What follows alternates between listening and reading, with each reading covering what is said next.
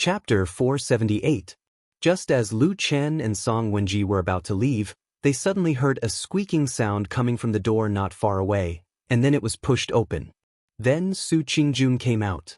There were 2 stone steps at the door. Su Qingjun was standing on the stone steps and was about to go down when she saw the figures of Lu Chen and Song Wenji standing together. There was a hint of surprise on her face. Her eyes lingered on Song Wenji's charming face and enchanting figure for a moment, and then fell on Lu Chen. Lu Chen didn't know why, but he suddenly felt a little embarrassed. He wanted to say something to Su Qingjun, but he didn't know what to say for a moment. He just smiled at her and nodded. Song Wenji, who was next to him, was also a smart and astute woman. At a glance, she could tell that the situation between the man and the woman seemed to be a little different. Her eyes flickered for a moment, then she smiled at Lu Chen and said, "Senior brother Lu, who is this?" Her words were spoken in an unusually gentle manner. Coupled with her watery eyes and gentle smile, she was truly charming but not obscene. She was a beautiful woman who could make anyone's eyes light up and feel tender affection for her. Lu Chen saw that Su Qingjun's face quickly became cold, and was speechless for a moment. After shaking his head slightly, he said, "Let me introduce you. This is Su Qingjun of the Kunlun Party. Qingjun, this is junior sister Song Wenji of the Heavenly Law Hall of Xianxia. She is the adopted daughter of the Iron Pot Immortal. A while ago, she helped us track down the evil people in the Immortal City." He purposely emphasized the word, help. It was obvious that Song Wenji's previous help was actually a hindrance. However, Song Wenji didn't seem to hear this at all. She smiled at Su Qingjun and said, "Shiji Su, this is the first time we meet. I don't know if you have time now. Why don't you go have tea with us?" Su Qingjun frowned and glanced at Lu Chen. Song Wenji laughed and said, "That's right. It wasn't easy for me to invite senior martial brother Lu to my place to drink tea. Moreover, the tea leaves are the famous little crane, tea produced by your Kunlun sect. Senior martial sister Su, you should come too."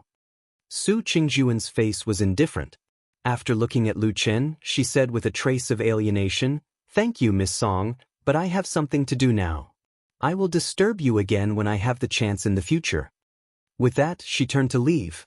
But at this time, the 2 women suddenly heard a cough from Lu Chen, and then they heard Lu Qingjun say, "Lu Chen, Song Chen," to say, "I Lu Chen Lu Chen," to say, "I you I," to say, I Chen Lu," to Qing to say, I suddenly I Su," to say, I see, Qing Su's Chen's to say to, and "Let's wait for next time. I'm sorry."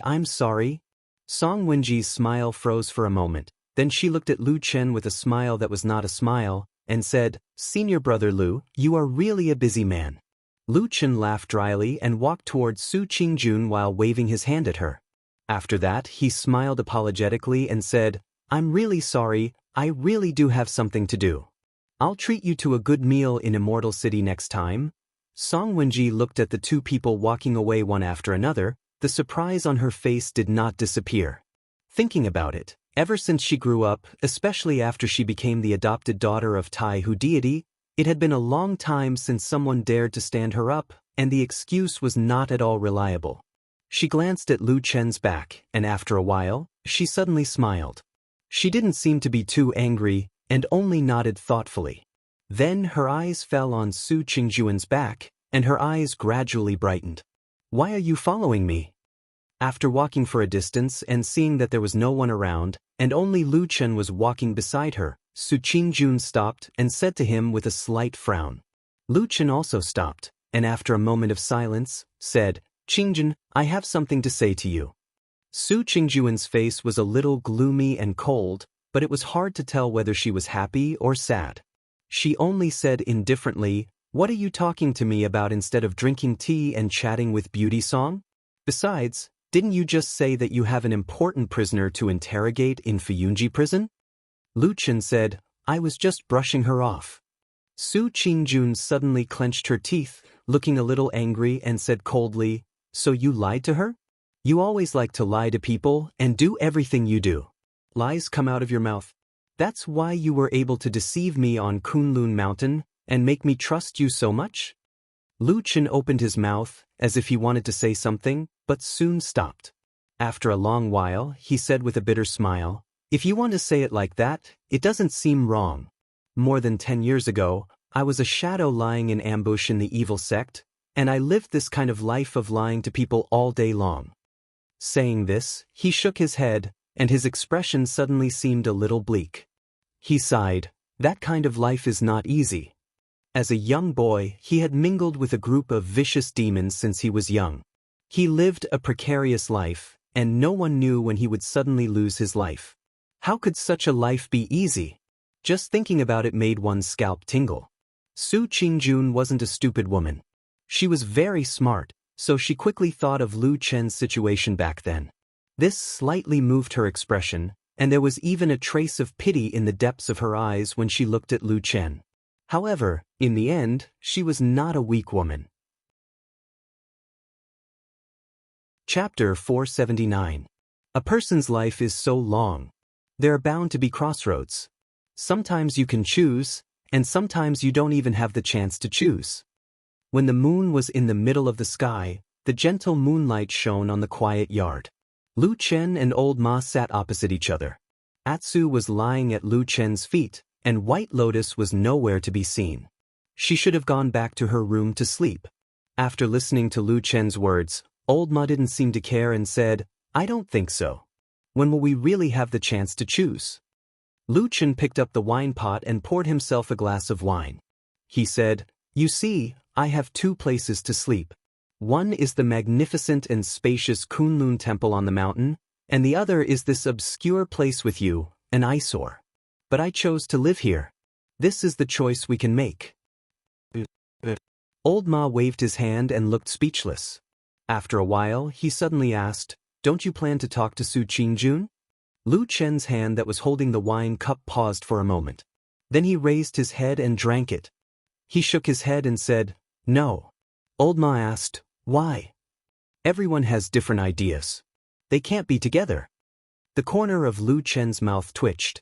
There seemed to be a bitter smile.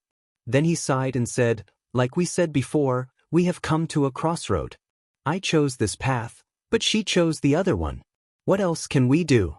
In addition, I killed her brother on the mountain in Kunlun a few years ago. If she is with me, she will not be accepted by her parents and the whole Su family. So let's forget it." Old Ma nodded. He didn't look too surprised. It seemed that he had expected this result. He said, "This is also good. You two are not very suitable for each other. If you separate, everyone will be more relaxed."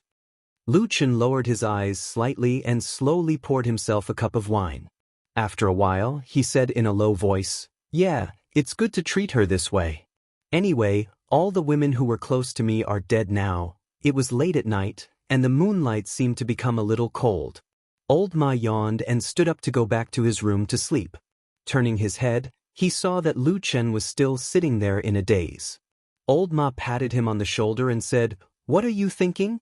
Go back to sleep." Lu Chen said, "Nothing. I just thought that Su Qingjun said today that she would rather die together than to save me. I just felt a little emotional." Old Ma said, He hesitated for a moment and asked, "Do you think that Su Qingjun said those words out of anger, or will she really do what she said?" Lu Chen thought for a moment and said, "According to my understanding of her, if she said she will save, she will most likely do it." Old Ma said, "Even if she was surrounded by evil sect demons at that time, even if there was no hope of saving people and she would almost certainly lose her life? Even so, she will still save people?" Lu Chen nodded and said, "Should be. I guess in her heart, she must be thinking that she can't bear to see the people important to her being abused and suffering. So she will do anything to help. Even if she is in a desperate situation, she will first relieve the pain of others. In the end, she will also lose her life by committing suicide. It's not worth it." Old Ma frowned and said, "It is the first time I have heard of someone like her." Lu Chen looked at him and did not speak. Old Ma said, "What's wrong? Could it be that after what Su Qingjun said to you, you also have some regrets about what happened that year?" Lu Chen was silent for a moment and said, "I have already told her during the day, even if I have to do it again, my choice will still not change." I will still hide in the evil sect without saying a word until the end. Old Ma smiled and was about to speak when he suddenly heard Lu Chen said, "But now I don't think that Su Qingjun is definitely wrong. Sometimes I will think, could it be that we have been shadows for too long? What we see, hear and think are all the same?" Everyone said to be calm, to be patient, to look at the overall situation, to do whatever it takes for the final success, even if we have to sacrifice ourselves. It doesn't matter. Doesn't it matter if the person sacrificed is ourselves or others? Yes, until today I still don't think I have done anything wrong, because the Battle of the Desolate Valley proved that my patience was worth it. But is Su Qingjuan's way of thinking necessarily wrong?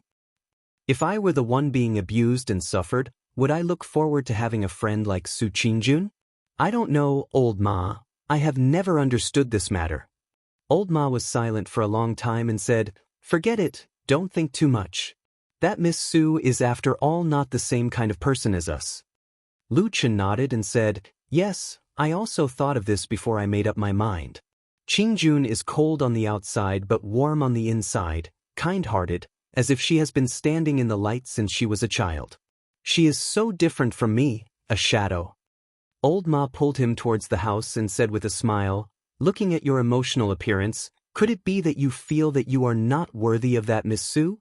Lu Chen smiled and then shook his head, saying, "I don't mean that, but I have lived in the shadow all my life and am used to the darkness.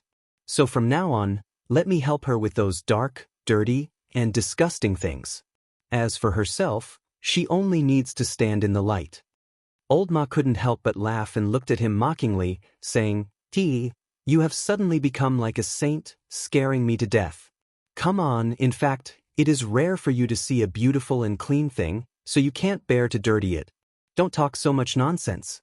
So many of us have died in the past, but I have never seen you soften your heart. In the end, isn't it because Su Qingjun is young and beautiful, you like her?" Old Ma swayed his fat body, put his hands behind his back and walked into the bedroom disapprovingly. At the same time, he said, "In this immortal city, black is black, white will eventually become black, don't be wishful thinking." Lu Chen stopped in his tracks and remained silent. He raised his head to look at the night sky and saw that the moon was bright and clear. However, upon closer inspection, he realized that there were still dark clouds drifting through the moonlight. The next morning, Lu Chen woke up Old Ma and prepared to go up the mountain to the Floating Clouds Agency. There were two things he wanted to do. First, it was the secret name list in Shui Ying's hands. Second, it was to find out how to continue hunting down the remnants of the evil cult. This kind of top-secret list would never be seen by ordinary people, but now, Lu Chen's identity was completely different.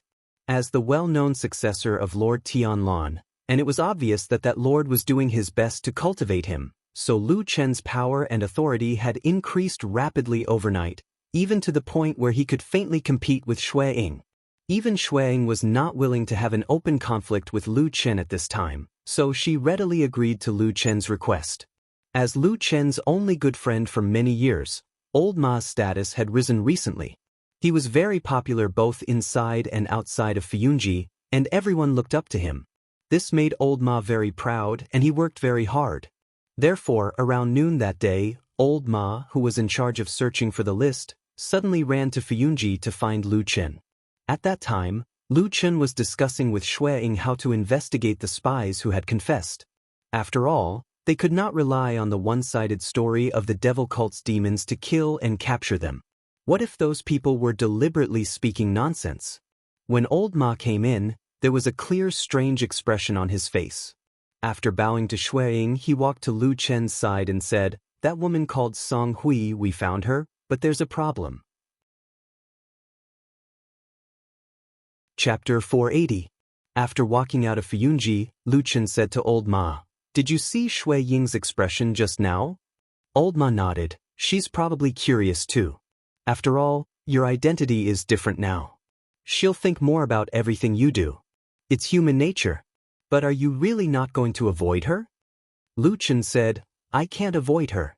Although you and I have been working in Fiyunji for many years, we can't compare to her in terms of our foundation in Immortal City. As long as the damn Baldy doesn't really intend to replace this woman, we'll need her help for many things in the future. So, we might as well make it clear to her. Even if we want to investigate the past, we won't be able to do so without alerting her. That's true. Old Ma seemed to be well aware of this situation. What he said just now was more like a reminder to Lu Chen. When they got close to the Kunlun temple, Lu Chen looked around and saw that there was no one around. He asked, "What's the strange thing you mentioned just now?" Old Ma said, "I found Song Hui's name on Fiyunji's secret list. But in the records, Song Hui shouldn't be from Fiyunji." Lu Chen was startled, a trace of surprise on his face. Old Ma smiled bitterly and said, "You've also figured it out. The secret list in Shui Ying's hands is commonly known as the Shadow List in our Floating Clouds agency. The names on it are all the most secretive shadows. But Song Hui's identity is a female disciple of Zheng Xianming's Grand Chancellor in the past. Apart from dying at the hands of the devil cult, there's almost nothing unusual about this woman's life." Lu Chen's brows slowly furrowed. He said, "It's not the Floating Clouds agency's shadow, and there's nothing out of the ordinary about her. However, her name was included in this most secretive list?" Old Ma nodded with a hint of hesitation on his face. Lu Chen saw his expression and said, "What's wrong? What are you trying to say?" Old Ma said in a low voice, "Those who are on the shadow list will have their traces secretly erased by Fiyunji. In other words, if Song Hui doesn't have many friends and relatives, it's unlikely that anyone will remember her after a decade. Even if someone tries to investigate, they won't be able to find anything." Lu Chen fell silent. After a moment, he suddenly exhaled softly and said, "Just like me?" Old Ma nodded and said, "Just like you. If one day he succeeded and survived, he might become famous in the world. However, if he gave up halfway and failed on the verge of success, then all his achievements, all his fame, even if he was a flesh and blood person, would eventually become a name on the list of shadows hidden in the darkness. But if he gave up halfway and failed on the verge of success, then all his achievements, all his fame, even if he was a flesh and blood person, would eventually become a name that would never see the light of day. The world had always been so cruel, even more so for the shadow in the dark. But why would a woman who wasn't a shadow be recorded on this list?" Old Ma pondered and said, "Could it be that Song Hui is actually a shadow, but her identity is too important, so she needs to hide it?" As soon as he finished speaking, he began to shake his head, probably feeling that his words didn't make sense. Next to him, Lu Chen also shook his head and said, "That's impossible. The shadow list is the most secretive thing. Those who can be written on it are real people. There's no need to fake it." Old Ma sighed, nodded, and remained silent. Lu Chen frowned and thought for a while. Suddenly he asked, "How does it record Song Hui's identity and how she died?" "When she was alive, she was a tax collector in the Dezayuan. On weekdays, she would be sent to some local industries to collect taxes. There are hundreds and thousands of tax collectors in the Dezayuan. They are the most ordinary people." As he said this, Old Ma glanced at Lu Chen and said, "As for how she died, it's very simple. She was robbed by the devil cult's demons on the way to collect taxes. She couldn't defeat them and was taken away. In the end, she was tortured to death." Lu Chen fell silent. After a while, he asked, "What about her family? Are they still alive?" Old Ma shook his head and said, "They're all gone. Song Hui's parents had passed away before she was killed.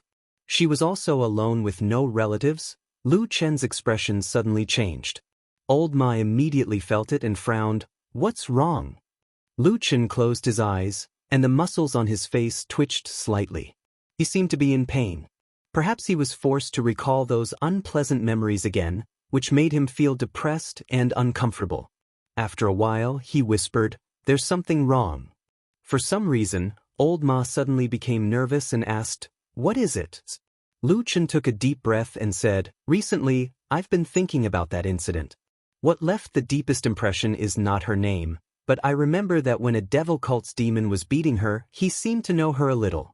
He laughed wildly and shouted that he would catch her sister in the future, and the two of them would be together. At that time, Song Hui was in a daze and was on the verge of death. When she heard this, she suddenly seemed to have regained her consciousness.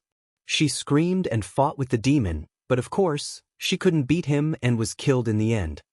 Old Ma was stunned and couldn't speak for a while. Lu Chen glanced at Old Ma and said indifferently, Song Hui does have a younger sister. She purposely made a mistake in the list.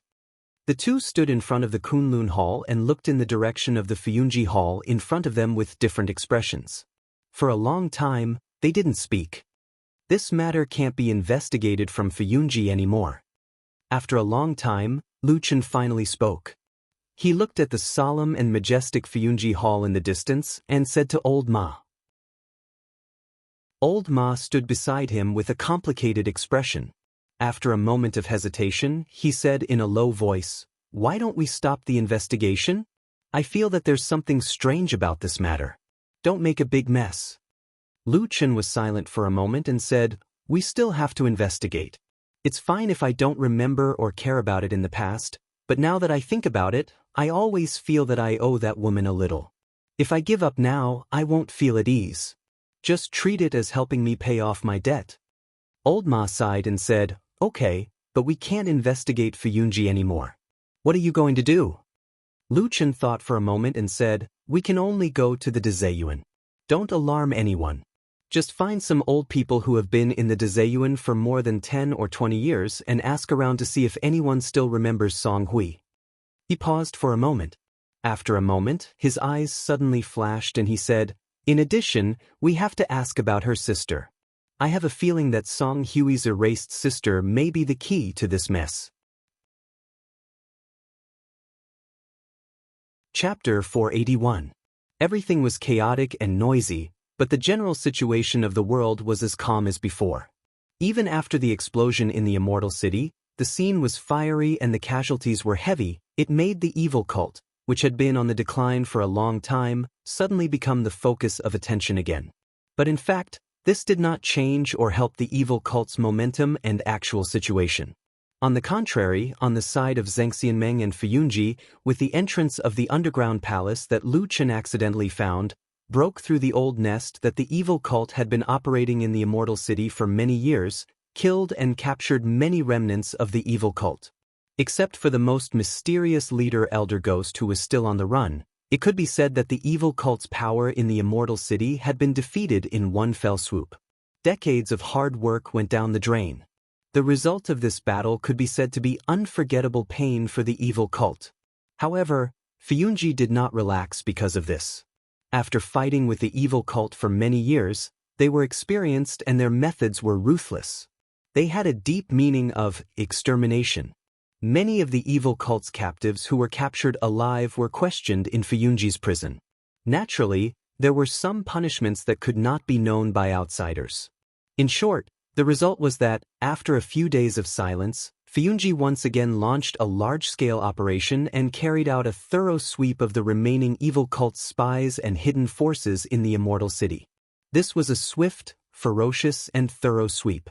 During this period, there were even quite a few spies caught within the true Immortal Alliance. There were quite a few people who usually didn't reveal any flaws, but this time, they were exposed by the confessions of the captives. These spies were all over the halls of Xianxia.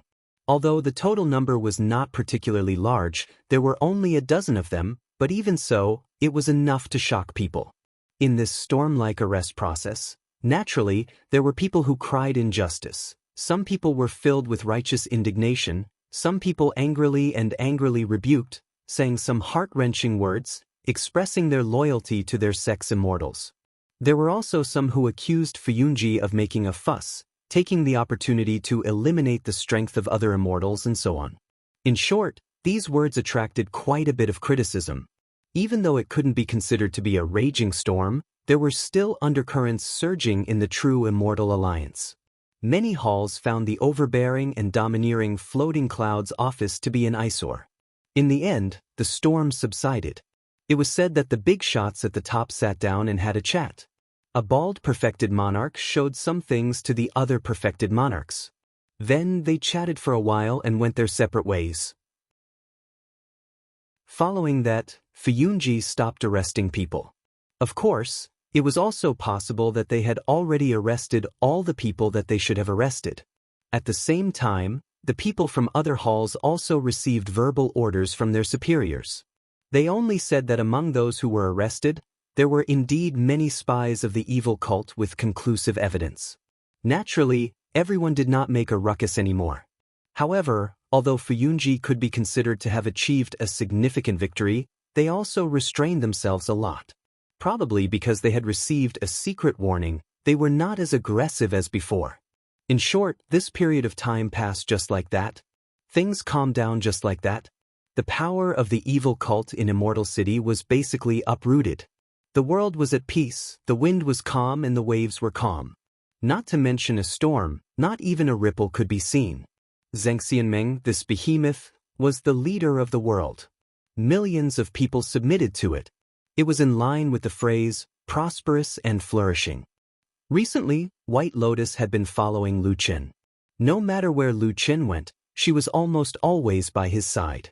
If there was something, she would do it. If there was something, she would help. If there was nothing, she would stand at the side in a daze. In short, other than not sleeping in the same room at night, she was almost inseparable from Lu Qin. At least, she was always within Lu Qin's sight and never left his side. And because of this, Lu Qin, who had recently risen to fame and was regarded by Xianxia as the biggest heir to the huge foundation of Lord Tianlong, also left an impression in Tianlong Mountain. That was, no matter where he went, there would always be two closest subordinates by his side.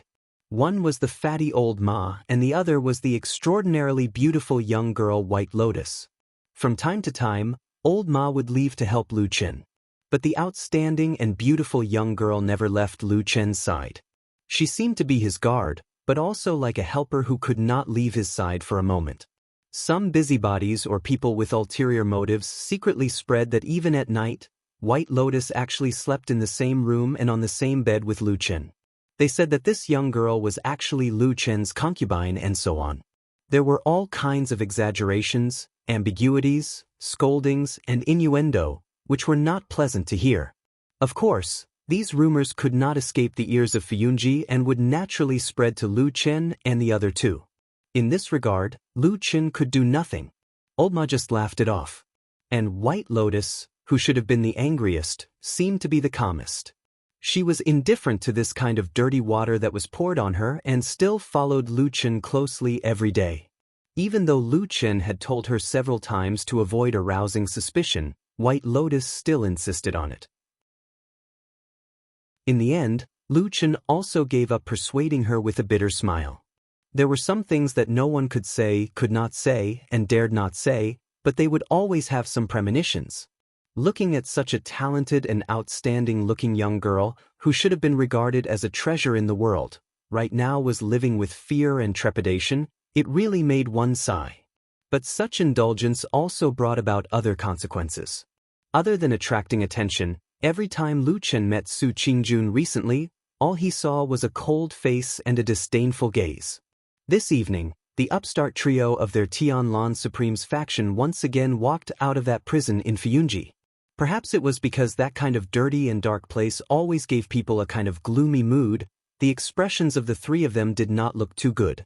After walking to one side, Old Ma sighed and said, "Still can't get an answer, what should we do?"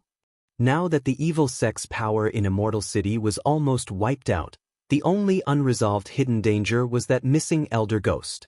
And among the evil sect's captives, the only one who had contact with elder ghost was Chen He. So during this period of time, they no longer paid attention to the others and only specifically questioned Chen He. But Chen He's willpower was unexpectedly strong. No matter what method Lu Qin and the rest used, they could not pry open his mouth. Even White Lotus, who had shone brilliantly in the interrogation previously, could not do it.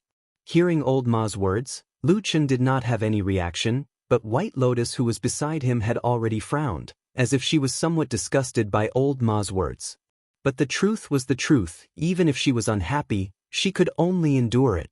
She only intentionally or unintentionally glanced at Lu Qin's face, as if she was somewhat concerned about Lu Qin's meaning. Naturally, Lu Qin would not get angry or scold them. Speaking of which, the relationship between the three of them was also a little strange. Lu Chen and Old Ma were slightly better. After all, they were old friends for more than 10 years, but White Lotus and them were not like subordinates, not like friends. Even if she wanted to scold them, it did not seem to be very good. After a moment of silence, Lu Chen still waved his hand and said, "Forget it, let's go back first." They walked all the way down the mountain. The sky slowly darkened as they walked. Unknowingly, they walked to the long street of Immortal City, and saw a familiar place in front of them was surrounded by a large piece of cloth. Lu Chen's footsteps paused, and he said, "Isn't that the place where the explosion happened a few days ago? That entire restaurant was blown up. Why is it suddenly surrounded today?" White Lotus did not speak, but it was Old Ma who was well informed, and he said, "Oh, that side is going to be rebuilt. These days they have been filling that big pit, and at the same time, preserving the entrance to the underground palace." As they spoke, the three of them suddenly felt something at the same time, and looked up together, only to see a cloud falling from the night sky, turning into a ray of light and directly falling behind the cloth, disappearing without a sound. Lu Chen glanced at Old Ma, and Old Ma understood, and said in a low voice, "Now the underground palace below is not allowed to enter, including our people in Fiyunji. Those who go in and out are all people from the Starry Hall." Lu Chen was startled, and he glanced over there, frowned and said, "Could it be that person just now, is it Immortal Guyu? Why does he keep running underground for no reason? Why is he doing this every day?" Chapter 482. They stopped to watch, and as they discussed in private, they took a few steps closer to the place where the curtain was. Soon, they were discovered by several guards standing there. Not long after, someone came over. The person who came did not have an overbearing attitude, and very politely told them that this place was now under the control of the Starry Hall of Zhengxianmeng, and that unrelated people were temporarily prohibited from approaching. If it caused inconvenience to everyone, please understand. In short, please take a detour first. Lu Chen and the other two naturally would not look for trouble, so they immediately agreed and walked away. However, after leaving here, Old Ma was a little emotional and said to Lu Chen with a smile, "Look at the attitude of the people from the Starry Hall. They are peaceful and polite. If it were us in Fiyunji, probably a few people would surround them, scold them fiercely, and then tell them to get lost, right?" Lu Chen rolled his eyes and scolded with a smile, "Nonsense, although we in Fiyunji do things in a domineering manner, when did we become so overbearing? Damn fatty, don't help outsiders.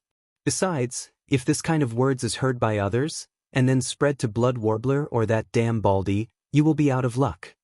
Old Ma thought for a moment and said, "Well, Lord Perfected Immortal, I guess it is unlikely that you will care about such a small matter, but if Hall Master Shui knows about it, it will indeed be a little troublesome." As he said this, he touched his head and sighed. "In this world, even the truth is not allowed to be spoken now? If you want to die, do it yourself, don't drag us down." Lu Chen glanced at him with contempt, then pulled White Lotus a few steps to the side, and said with a smile, "Let's not walk with this idiot, or we will be dragged down by him sooner or later." White Lotus did not respond to him, nor did she have any other reaction. It seemed that she obediently followed Lu Chen a few steps, and her eyes flickered slightly as she looked at Lu Chen. And standing at the side, Old Ma was also startled, a little surprised on his face. The surroundings suddenly became quiet, and Lu Chen suddenly came to his senses. He looked down and found that he was still holding White Lotus's wrist. He was shocked and quickly let go. White Lotus and Old Ma both looked at him, and the atmosphere seemed to become awkward. Lu Chen smiled awkwardly, and after hesitating for a moment, he said to White Lotus, "This? My mind was suddenly confused just now. I seem to remember that you are still the 10-year-old girl on the mountain in Kunlun a few years ago. I suddenly forgot, sorry." White Lotus did not seem to be angry, but looked at Lu Chen strangely, and then nodded, as if she had accepted Lu Chen's explanation. Who knew that Old Ma, who was at the side, seemed to want to see the world in chaos. He stood there and snorted and said, "What are you saying? Even if she is a 10-year-old girl, you can casually hold her hand? You obviously have ulterior motives. Hey! Lu Chen was furious and he kicked Old Ma and shouted, "Damn fatty, you dare to slander me?" Old Ma jumped to the side and laughed heartily. "I'm just doing this because I can't bear to watch your evil deeds any longer. White Lotus, don't be afraid. If this guy dares to bully you, just tell me, I will definitely help you vent." Before the last sentence was finished, Old Ma's buttocks had already been kicked by Lu Chen, and he immediately flew out and fell on his face. Lu Chen sneered, "First, I am not that kind of disgusting person. Second, even if I am, you can't be the hero who saves the beauty." Old Ma patted his buttocks and stood up, looking unlucky, and muttered in a low voice, "This guy, after becoming a disciple of a supreme, how did his cultivation improve so quickly? I don't see him cultivating at all." White Lotus, who was at the side, was a little surprised. Looking at these two big men scolding and laughing, she did not know why, in this quiet dark street in the dead of night, she felt a little warm. She smiled for no reason. Her originally gloomy expression also became a lot more cheerful. At this moment, Lu Chen and Old Ma, who had already run to the front, realized that she was still standing behind and watching. They stopped together, waved to White Lotus and said, "Hey, why aren't you walking? Follow me." White Lotus smiled sweetly.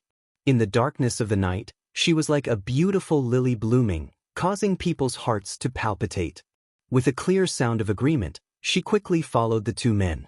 The three figures walked along the long street, leaving behind three blurry shadows walking side by side.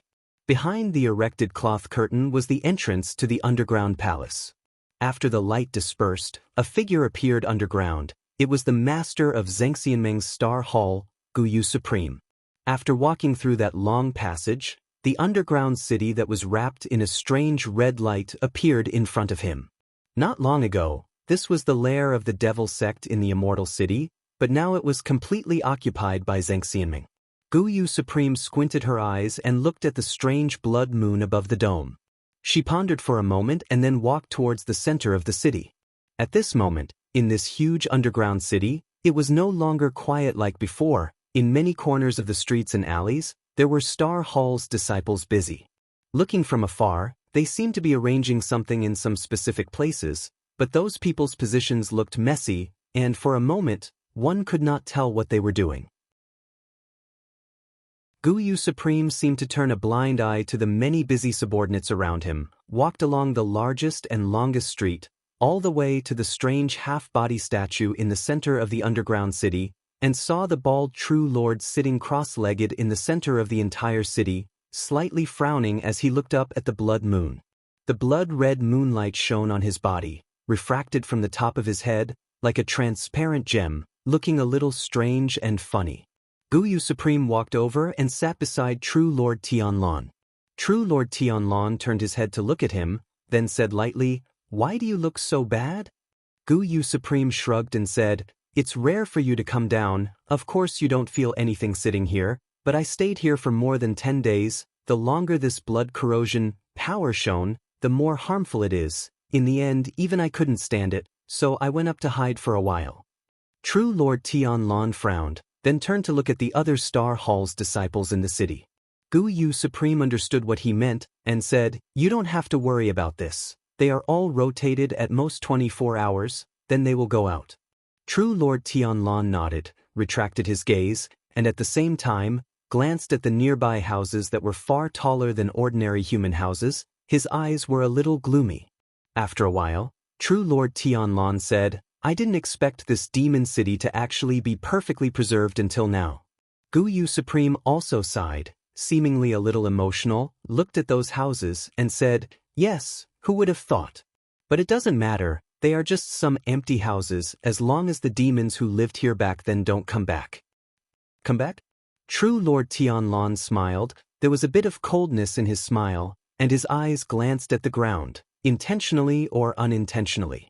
Guyu Supreme obviously knew some things like him. He didn't show any strange expression towards True Lord Tianlan's attitude. Instead, he stretched out his hand and patted the ground lightly. After a while, he suddenly smiled and said, "Speaking of which, those sages of our human race, they were quite ruthless to the demons, right?"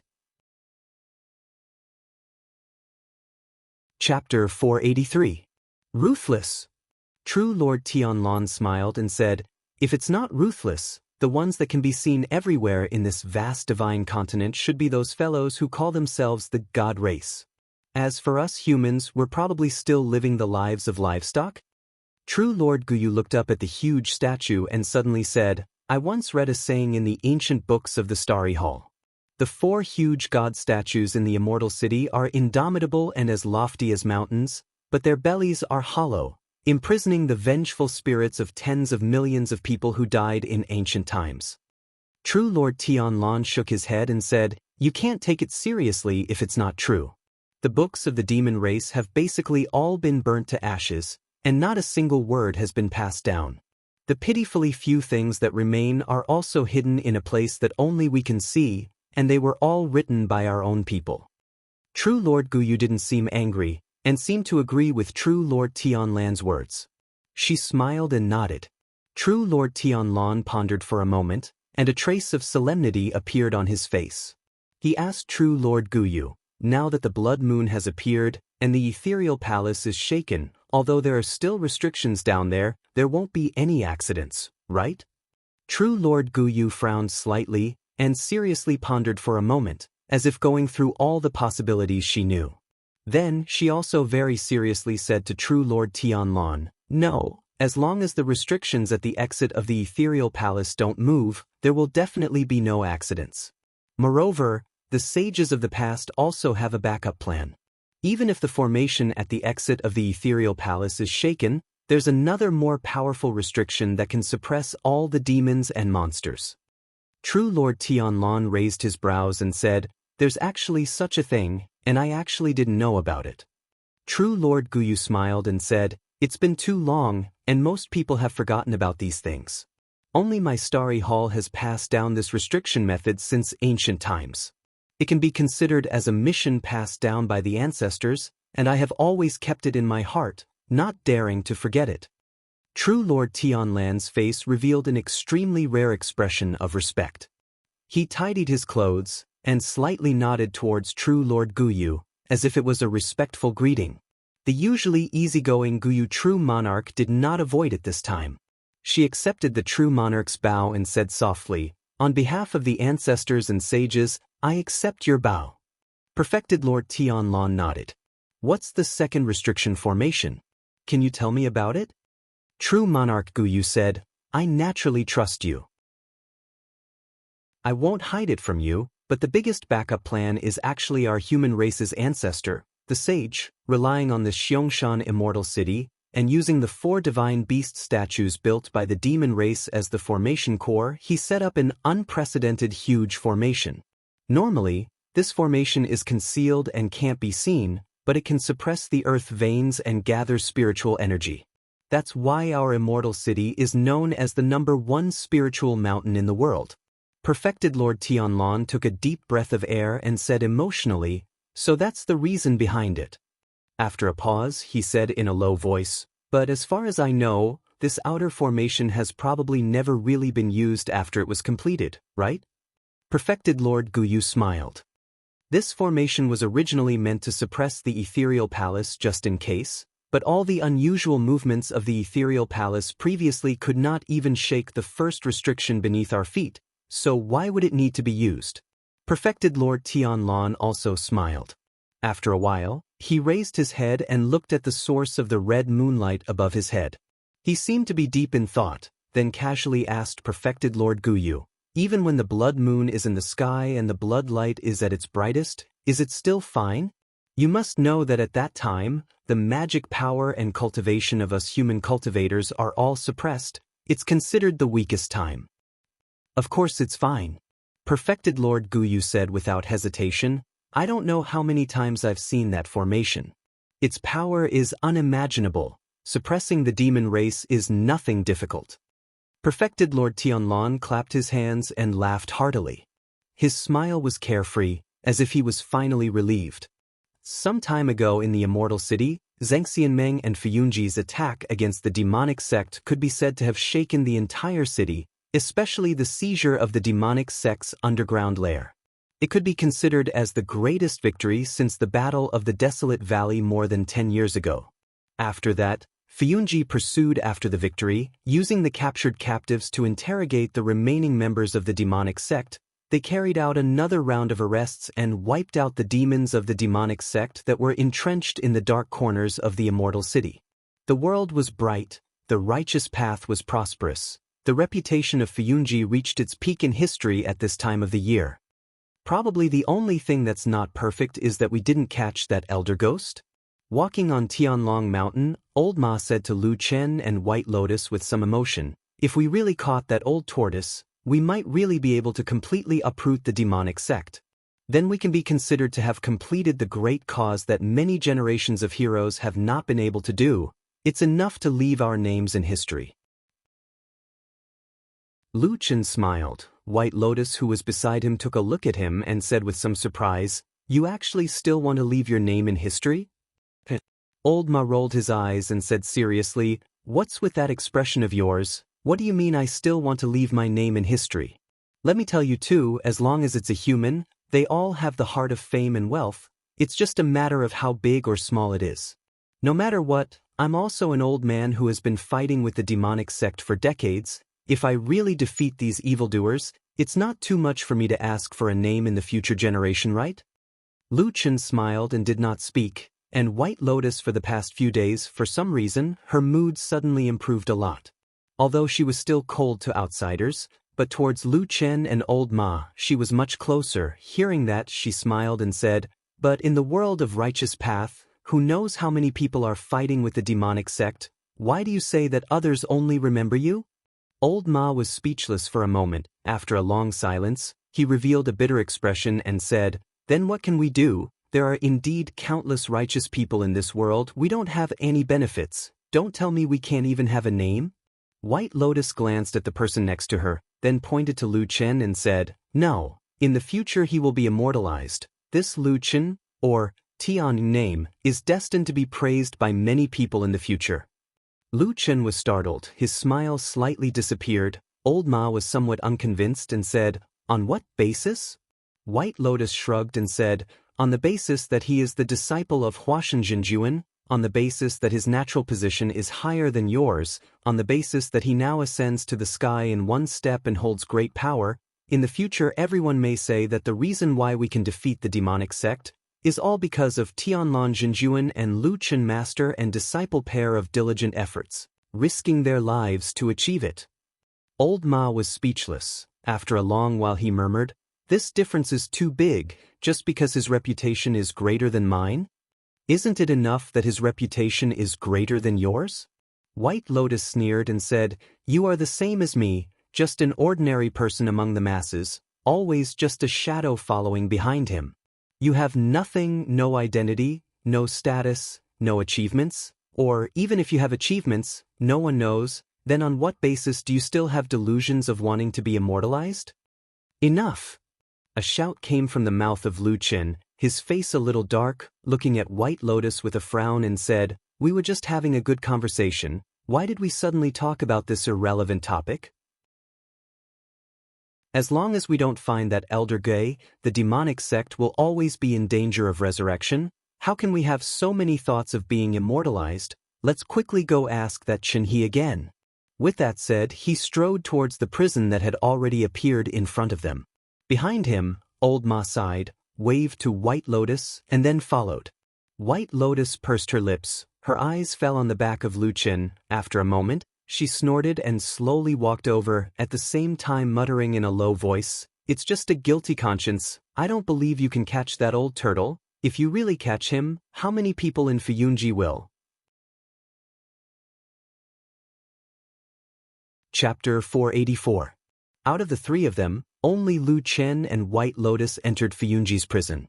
As for Old Ma, for the past few days, he followed them to this place to casually stroll around and then left by himself. As for where he was going, he never told Lu Chen and White Lotus, and Lu Chen also did not ask him, as if he already knew. Currently, the number of evil sect demon captives imprisoned in this prison was already quite a lot, but to Lu Chen and White Lotus, most of them basically had no value to interrogate. The only thing they were interested in was the news of that missing ghost elder, and the only person who could provide a statement here was only one person, that was Chen He.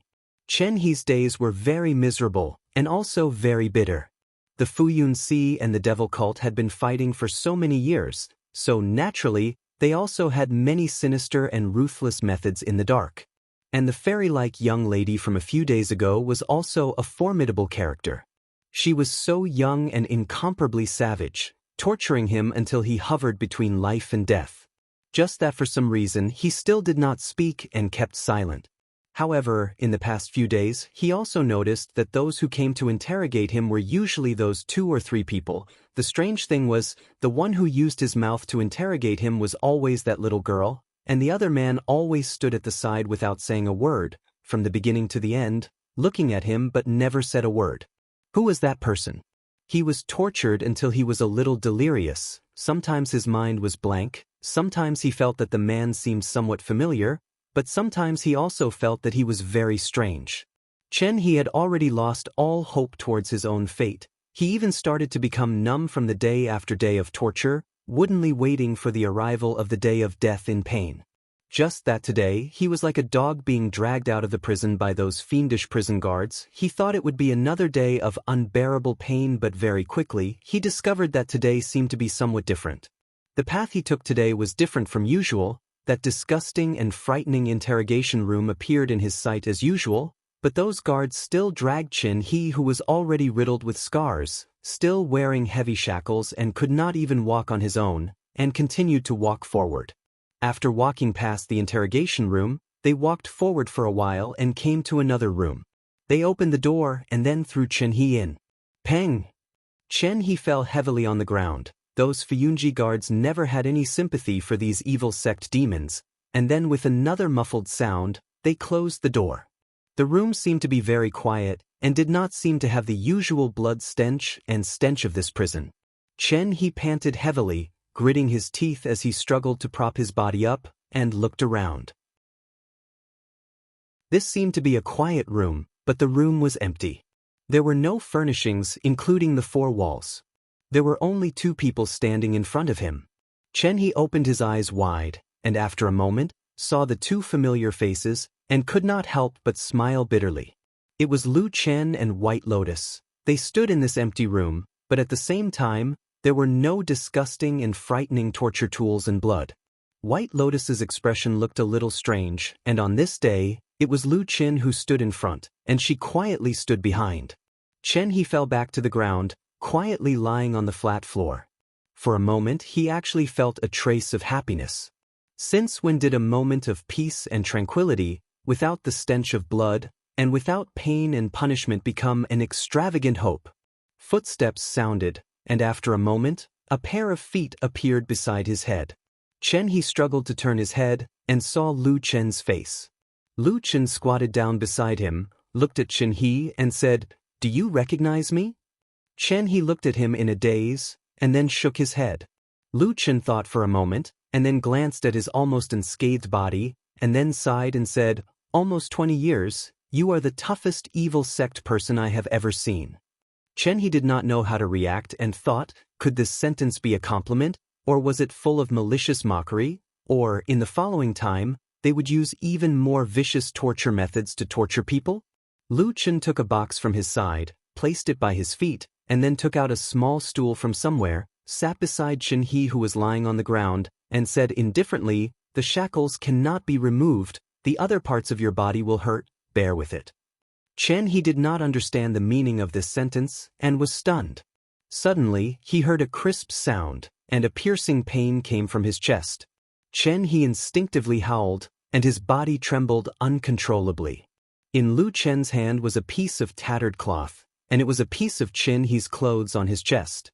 After many days of torture, his flesh was badly mutilated, and these clothes had already stuck together with his flesh. He directly tore it off, and immediately the wound on Chen He's chest was torn open, and blood flowed out. Chen He groaned in pain, but Lu Chen remained indifferent. He only frowned slightly as he looked at Chen He's chest. Under the incomparably filthy black prisoner's uniform, the flesh on this prisoner's chest had already turned black and rotted. Lu Chen shook his head. With an indifferent expression, he stretched out his hand again and tore at the air repeatedly with a swish. Chen he suddenly screamed, and his hoarse voice reverberated in the quiet room. It was even more mournful than the sound of a pig being slaughtered.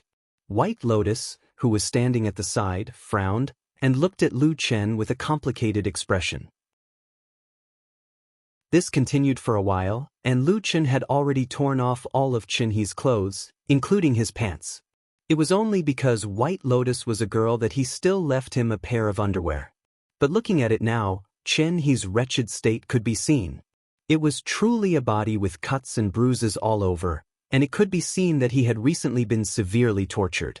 Lu Chen threw away the tattered cloth in his hand, and then opened the box by his feet. After a moment, he carried a jar over and casually opened the stopper. A strong smell of alcohol floated out. This is an extremely strong liquor. Do you want to drink it? Lu Chen asked Chen He. Chen He was still panting, and at the same time, he looked at Lu Chen, but there was no fear in his eyes. He grinned and said in a hoarse voice, "Drink." Lu Chen smiled, and with a flick of his wrist, a white liquid poured out. Chen He immediately opened his mouth wide, greedily catching this rare liquor, and swallowed it in big mouthfuls.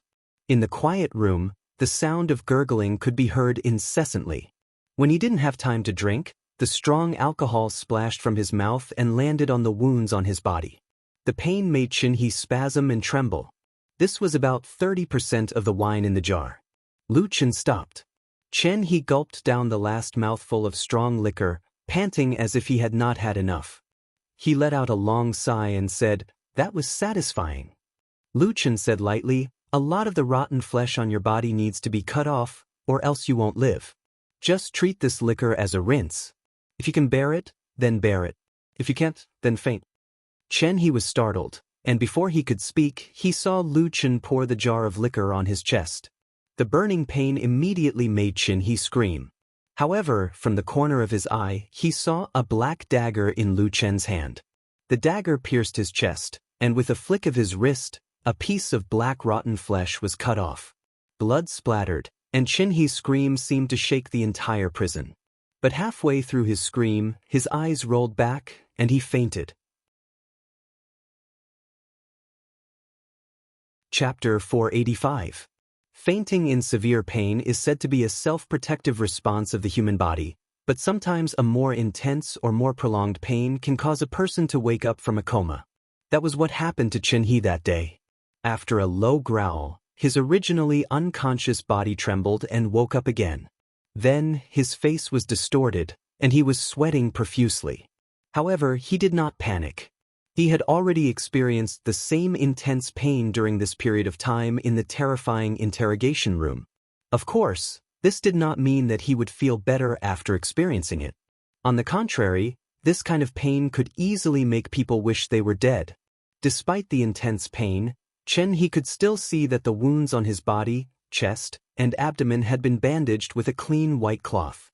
At the same time, the wounds under the white cloth were still painful, but they were much less painful. There was even a cool feeling coming from the wounds. This was clearly a sign that healing medicine had been applied on the wounds. However, there was still intense pain coming from his body. That was because Lu Chen hadn't pulled back yet. He was still holding onto Chen He's right arm, calmly treating the wound. Chen He endured the pain and looked at him. He found that Lu Chen's treatment method was abnormally rough and direct. He first checked the skin wounds, and if there was any rotten and smelly flesh, he would directly cut it with the black dagger. If the injury was slightly lighter, such as the skin being torn open, he would directly pour liquor on it and rinse it. These two methods were enough to make people wish they were dead. Even a tough person like Chen He could not stop screaming and gasping for breath. His head was covered in cold sweat, and his body was trembling. Not long after, Lu Chen finished treating the wounds on his right arm. Then he took out some ointment from the box beside him and applied it to the wound. Then he took out a clean white cloth and bandaged it. Soon, the terrifying pain subsided a lot, and a cool feeling came from the wound. "Why?" Chen He looked at Lu Chen and asked in a low voice, as if he had finally managed to take a breather from the effective but excruciating healing. Lu Chen looked at him, then walked to the other side of his body with the tools in his hand and sat down. He picked up Chen He's left arm and examined it. At the same time, he said faintly, "You are a person who is useful to me, but if you continue to be tortured like this, even if you don't die, you will go crazy." Chen He was silent. Everyone's body and will had a limit. Once the last line was crossed, people would die, or if they were pushed too far, they would go crazy. Chen He was very determined to keep the secret, but he really felt that he could not hold on any longer. No one could continue to endure such intense pain for a long time. Hiss! Suddenly, Chen He let out a low groan and sucked in a breath of cold air. It was Lu Chen who had sliced off a piece of rotten flesh from his arm. Fresh blood gushed out. Chen He's face was as white as paper and he almost fainted again. He clenched his teeth and looked at Lu Chen calmly treating the wound. Suddenly, a few words came out from between his teeth. "Thank you." Lu Chen looked up at him and said, "What are you thanking me for? Maybe I will make you suffer even more in the future." Chen He sneered, panting as he leaned his head on the ground and said, "Just come." Lu Chen smiled. Seeing that the wound was almost treated, he took out the medicine and started to apply it. After a while, Chen He suddenly asked, "Should I know you?" This time, Lu Chen did not raise his head. He calmly said, "More or less. I am called Lu Chen. I used to stay in the evil faction. If you have stayed in the sect long enough and your position is high enough, you will probably know my other name." "What name?" Chen He frowned and asked. "Black Wolf." "Black Wolf." Chen He repeated the name twice. Suddenly, his face changed. Then, the way he looked at Lu Chen was completely different. He stared at Lu Chen and said in a hoarse voice, "It's that barren valley. Yes, I did it." Lu Chen said cleanly. Chen He let out a beast-like roar.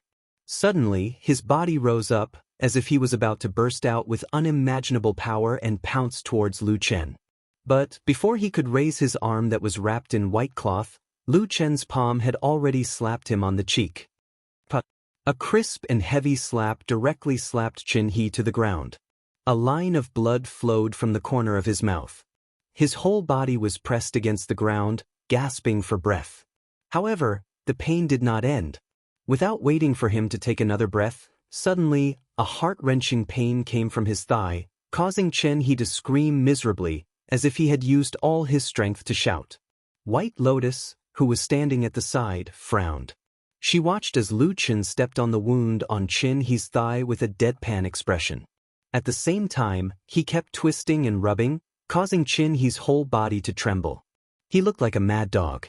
She then looked at the bandaged wounds on Chen He's upper body, and then looked at Lu Chen's completely different behavior from before. She couldn't help but think, is this guy a lunatic in his heart? After Chen He screamed for a while, Lu Chen moved his foot away from his wound and then squatted down in front of him. Looking at Chen He's face covered in cold sweat, his distorted and trembling face, he said calmly, "Do you know your situation now?" Chen He gasped, then looked up at him, nodded, and even gritted his teeth and smiled. Although the smile was uglier than crying, he said, "I understand." Lu Chen stared at him for a moment, then nodded and said, "You are a smart person." Lu Chen turned around and acted as if nothing had happened. As if nothing had happened, he began to help Chen He treat the wounds on his legs. But after being trampled by his vicious foot, the wound on Chen He's thigh was at least half as serious, causing Chen He to suffer a lot more. In the process of treating him, Lu Chen suddenly said, "Recently, when I watched you being tortured, I often thought of one thing. If I had exposed my identity in the devil cult, I would probably have suffered the same fate as you. At that time, would I be able to endure the pain like you?" As he spoke, the blade in his hand did not stop. Chen He was in so much pain that he was sweating and seeing stars, but he couldn't even answer. Fortunately, Lu Chen didn't seem to care about his answer. After a moment of silence, he seemed to be talking to himself. "Later I understood, I can endure it."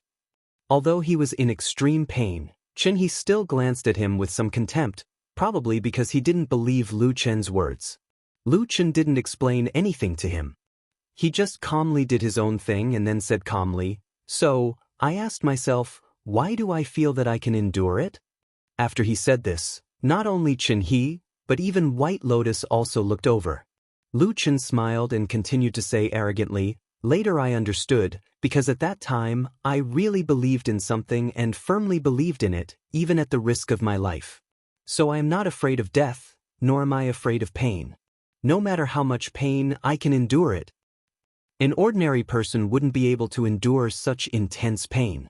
Those who are able to endure it and remain clear-headed must have some kind of belief in their hearts that supports them, making them unwavering. If they aren't even afraid of death, why would they be afraid of pain? Am I right? Lu Chen looked at Chen He and said lightly, "So, I'm very curious, what exactly is in your heart that makes you so stubbornly endure until now, and would rather die than betray Elder Gui? Is it that old tortoise who has done you a great favor? Or do you have something on you, like a relative being held hostage? Or you firmly believe in the legend of the devil cult, and think that the three realms will be unified sooner or later, and the devil cult will be the final home of the human race, right?" Lu Chen smiled and said to Chen He, "Which one is it? Can you tell me about it?" Chapter 486. Chen He did not say a single word to Lu Chen. In fact, after Lu Chen said those harsh words to him, although his face changed and his expression was complicated, he did not say a word, even his eyes were closed, like a living dead lying on the ground motionless. No matter how Lu Chen tormented him, there was no reaction. However, Lu Chen didn't seem to be angry. He still used the original method to deal with the wounds on Chen He's body with the kind of rough method that made people's teeth hurt. After bandaging, after everything was done, he stood up, clapped his hands and said, "Today you will stay here first, don't go back to the prison, I will come again tomorrow, I hope you will tell me the truth then." After speaking, he called out to White Lotus and then the two of them left the quiet room. When the door was closed, White Lotus glanced at Chen He who was lying on the ground, found that the prisoner's body was mostly wrapped in white cloth, looking very comical. At this moment he was still lying on the ground motionless, as if he was indifferent to any movement in the outside world, a little like he had isolated himself. "Why are you so polite to this evil sect demon?" After walking out of the Fuyunji prison, White Lotus couldn't help but ask Lu Chen. Lu Chen looked at her strangely, said, "Do you have enmity with the evil sect? You look like you can't wait to torture them to death." White Lotus shook her head, said, "There is no enmity, even what I did a few days ago." She shook her head, her face was a little sad but she did not continue, only said, "But don't the whole world think that they are crazy demons who stir up trouble? Why do you have to be so polite to them and even treat their injuries? Wouldn't it be better to directly torture them?" The problem is, any kind of torture seems to be useless against this person now. Lu Chen said, "These days you have been following me and even did it yourself, I don't need to say this, right?" White Lotus was speechless. What Lu Chen said was naturally right, to be honest, although because of the secret method she cultivated, sometimes her heart was more ruthless, but it was really the first time she saw someone like Chen He who could withstand such torture. "If it was you, do you think you can survive this period of time?" Lu Chen asked her in return. White Lotus was silent. After a while she shook her head, said in a low voice, "No." Lu Chen nodded and said, "That's right. Since punishment is useless, let's try something else. Humans, no matter how tough and toughy gang is, the body will always like comfort. When it is comfortable, the spirit will be relaxed. We will wait until he relaxes, maybe there will be a chance." White Lotus frowned, said, "Why so many twists and turns? Can it really work?" Lu Chen said with a smile, "Anyway, we can't ask now, right? Let's give it a try. At worst, I will let you beat him back to his original state later." White Lotus took a few steps forward, suddenly looked back at Lu Chen, a strange light flashed in her eyes. Lu Chen said, "What's wrong? Why are you looking at me like this?" White Lotus hesitated for a moment, but still shook her head and said, "Nothing." The two walked to the front of the Kunlun Hall. Lu Chen went over to ask, and learned from the respectful guard at the door that Supreme Tianlan went out early in the morning, and had not returned yet. Lu Chen walked back and said to White Lotus, "I have something to talk to Death Ray, my master, now I am waiting for him here, but I don't know when he will come back. You don't have to accompany me here, or go home and rest first." White Lotus was obviously stunned for a moment, then said, "Oh," nodded to him, turned around and walked away. Lu Chen watched her walk away, then turned around to greet the guards at the door of the hall, and said with a smile, "I will wait in the hall." The guards all agreed with a smile.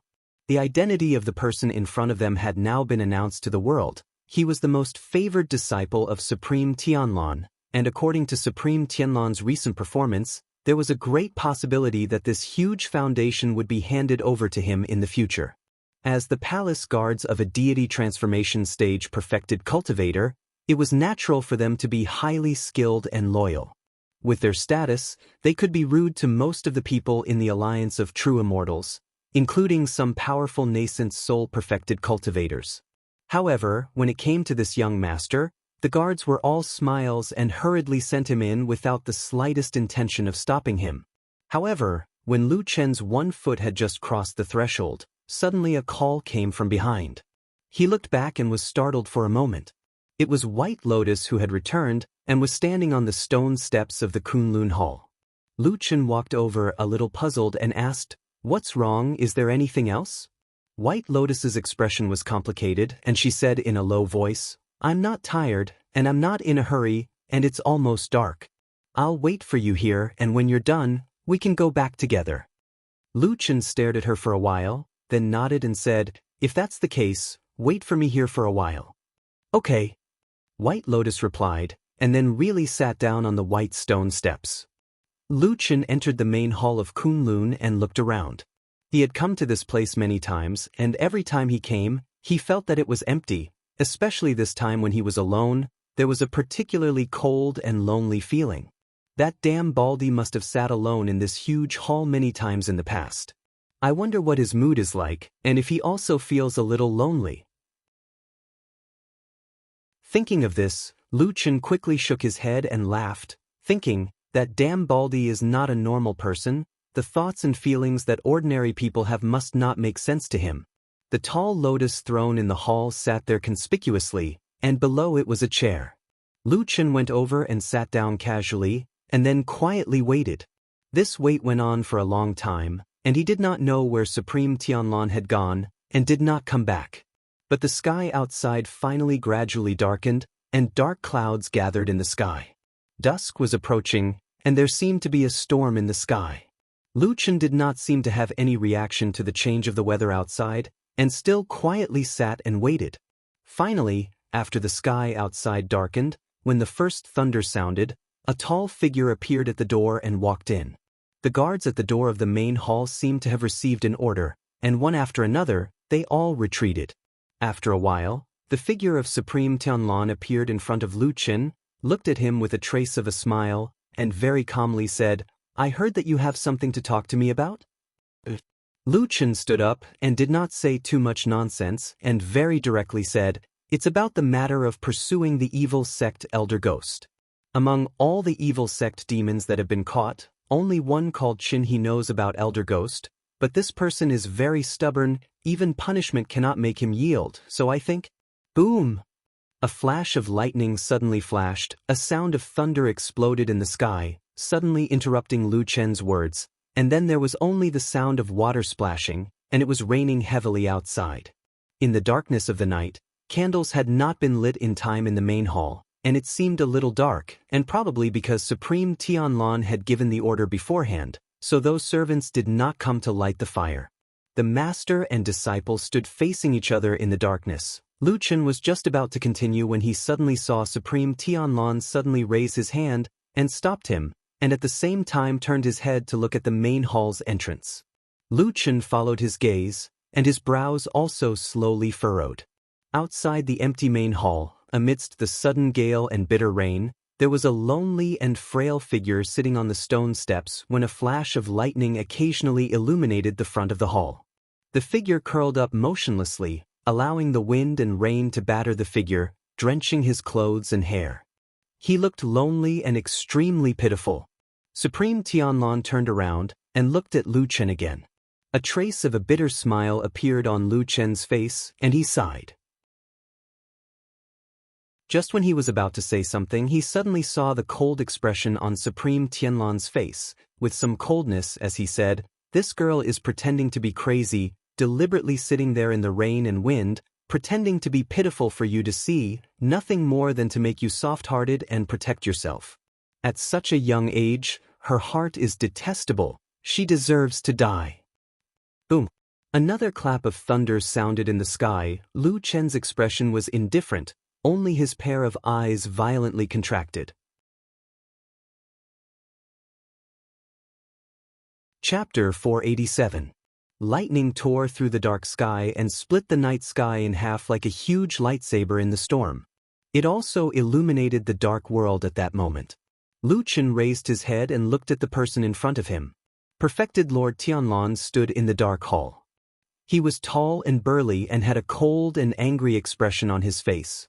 He looked like a glaring Vajra and a demonic god, instilling fear in people. For so many years, he had always been high and mighty like a god, looking down on all living beings and holding the lives and hopes of countless people in his hands. His eyes were as deep as the ocean and his gaze fluctuated like turbulent waves. He was also staring at Lu Chen. In this magnificent hall, there was a short period of time when it suddenly became quiet and no one spoke. The figure on the stone steps outside the hall was still sitting in the wind and rain, enduring the harsh wind and rain. Is there a need to do this? She's just a child, Lu Chen said in a low voice. Perfected Lord Tianlan looked at him and said, "You were also a child when you entered the devil cult. What did you do later?" Lu Chen's expression changed and he said, "She's still young and can't be compared to me. Back then I was taught by you. She won't be so ruthless. Who was the one who repeatedly tortured the captive of the devil cult these few days?" Perfected Lord Tianlan interrupted him and said with some mockery, "That method is much stronger than when you were at this age, right?" "She hates me and you." Perfected Lord Tianlan looked at Lu Chen and said calmly, "Go and kill her." "Why? You can't do it?" "But she's a disciple of Kunlun after all. Moreover, she's a rare five-pillar talent. I can't. She's Bai Chen's last disciple." Perfected Lord Tianlan interrupted him. Lu Chen immediately stopped talking. After a while, he sighed and said, "At the end of the day, this is the reason why she should die." Perfected Lord Tianlan looked at him with a deep gaze. "Is this reason enough?" Lu Chen fell silent. After a while, he said in a low voice, "Enough. Why must I kill her myself?" The moment Lu Chen stepped out of the main hall of Kunlun, his conversation with Perfected Lord Tianlan was still echoing in his mind. Even at that moment, even if he did not turn around, he could still feel the pair of cold eyes staring at his back. "You are my successor. If you don't do this, who will?" He knew that Baldy had always been paranoid. He knew that Baldy loved to play with people's hearts. He knew that this person was probably the most terrifying madman in the world. He also knew that, based on past experience, Baldy had almost never been wrong. A madman who almost never makes a mistake? Lu Chen walked out of the eaves of the main hall and into the storm. His feet stepped into a puddle on the ground. Sparkling water droplets flew into the air and transformed into a strange glow in the air. The girl sitting on the steps trembled slightly as if she had sensed something. However, she did not turn around. She hugged her body tightly as if a bone-chilling cold was piercing through her body. She looked delicate and pitiful, like a delicate spring flower about to wither in the wind and rain. In the blink of an eye, the wind and rain had drenched Lu Chen's body, but he did not seem to feel it at all. In the dark hall behind him, there was a tall and burly figure standing by the door, looking at his back indifferently. His figure seemed to have merged with the night, turning into the omnipresent night sky that surrounded the two people in the wind and rain. Lu Chen walked over step by step. At some point, a black dagger had appeared in his right hand. Every step he took was accompanied by wind, rain, and splashes of water. In the pouring rain, a strange power seemed to be slowly rising in the dark night, forcing the curtain of water aside and opening up a path that led straight to that weak and helpless figure. White Lotus finally stood up and slowly turned around. She looked at the expressionless Lu Chen walking over, and also saw the black dagger in his hand. Her face was covered with rainwater droplets. She looked somewhat miserable and haggard, as if she had finally fallen into despair. Then, in a helpless voice, she said to Lu Chen, "Why? Did I not do well enough?" Lu Chen stopped in front of her and looked into her eyes. After a while, he said, "Sometimes in this world, there are those unreasonable things that happen." White Lotus sorrowfully looked at him and mournfully said, "But I still want to live."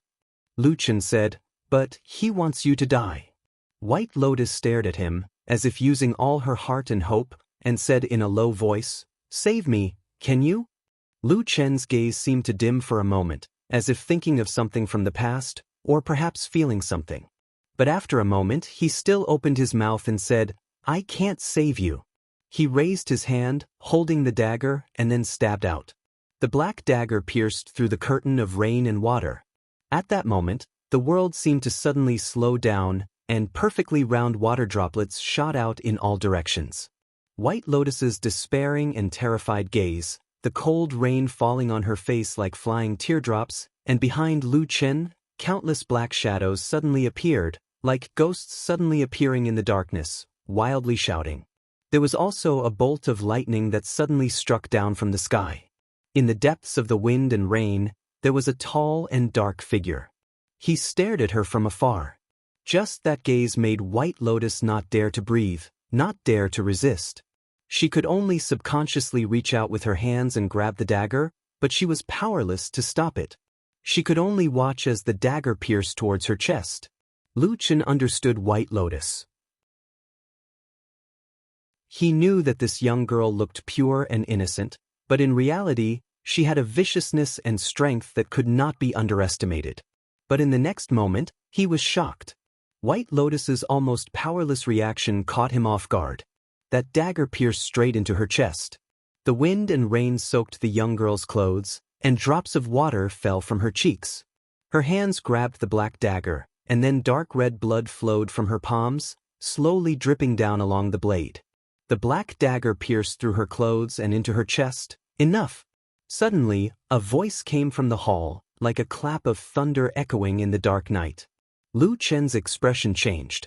With a low groan, he lowered his wrist and bent his body. With a light shout, the dagger was pulled back with a spray of blood. White Lotus's body was on the verge of collapse. Lu Chen hugged her, and suddenly looked back, only to see that in the distant hall, the tall and sturdy figure had already turned around.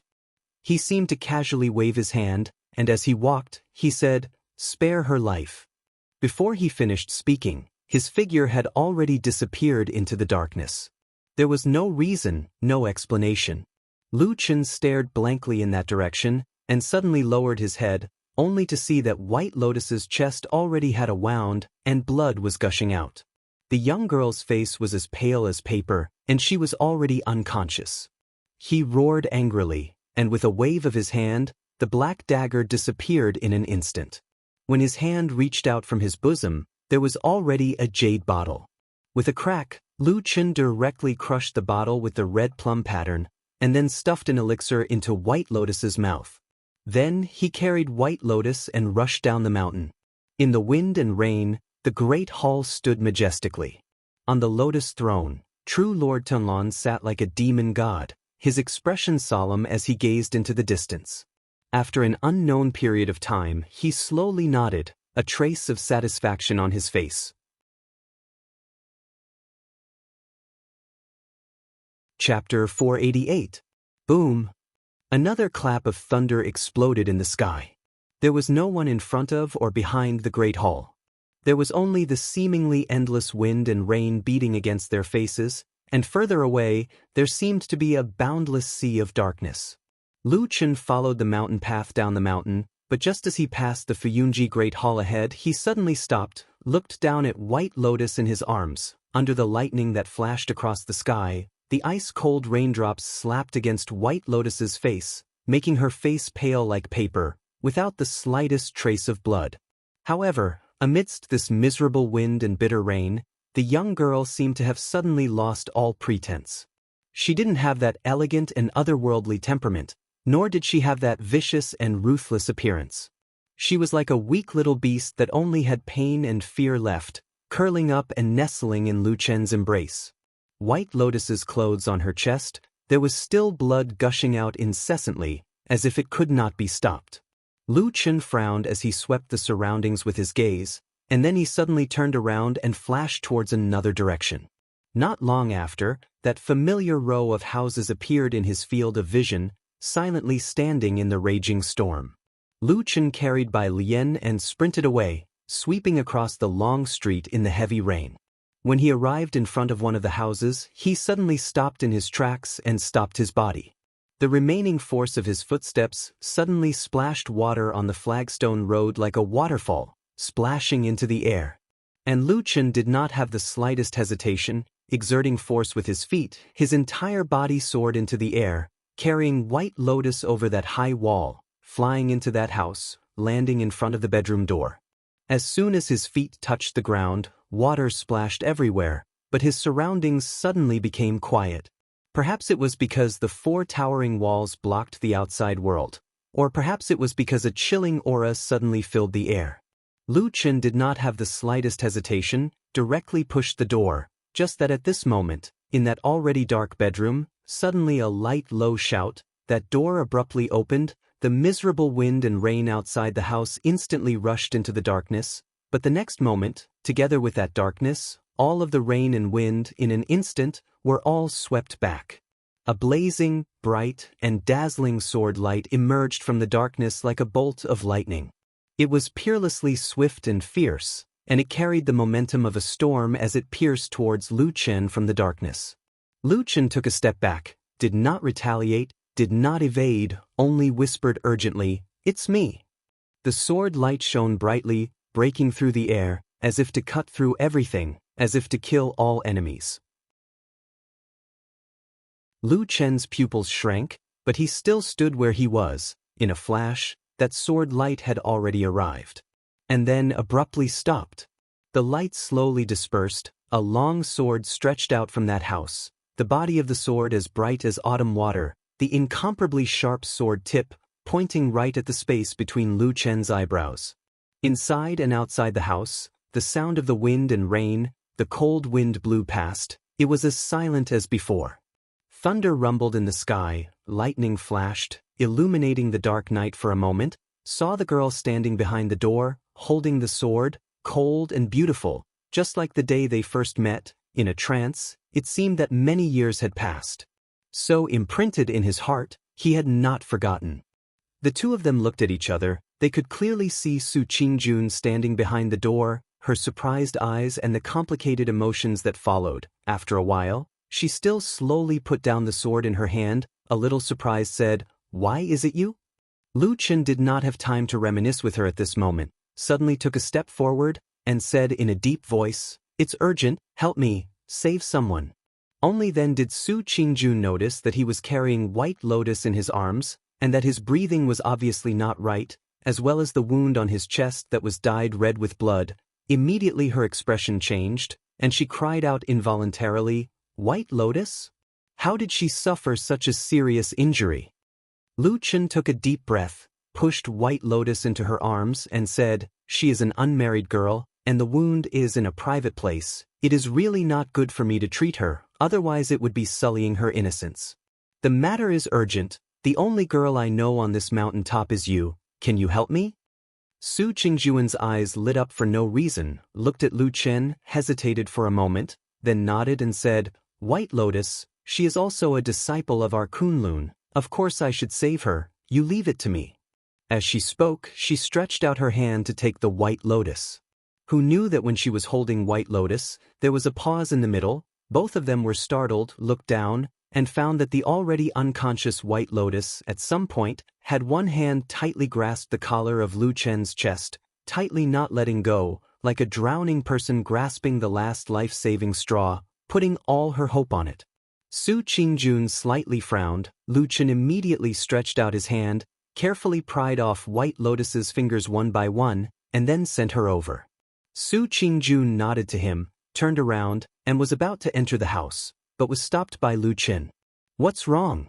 Su Qingjun asked with some puzzlement. Lu Chen took out a small bag from his bosom, stuffed it into Su Qingjuan's hand and said, "There is a kind of poison on her wound. It will make the blood flow non-stop, and it will not heal." You can apply the powder in this to her wound, it will stop the bleeding.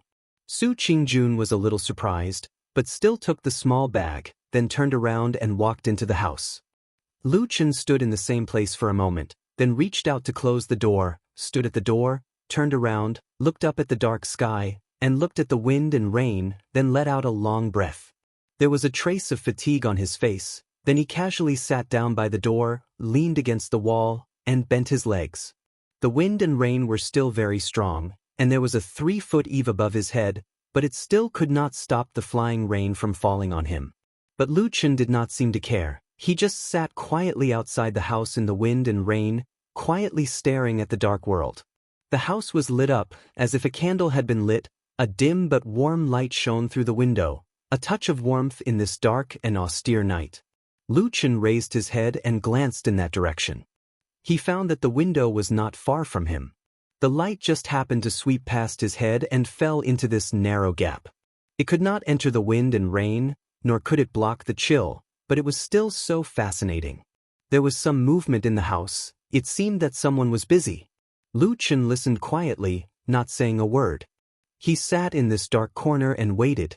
After an unknown amount of time, suddenly there was a burst of footsteps behind the door. A moment later, a creak sounded, the door was opened, and Su Qingjuan's figure appeared behind the door, then walked out.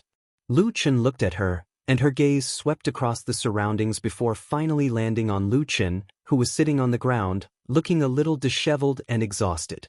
A halo enveloped Su Qingjuan's body. It was the candlelight in the room behind her, looking like she was glowing.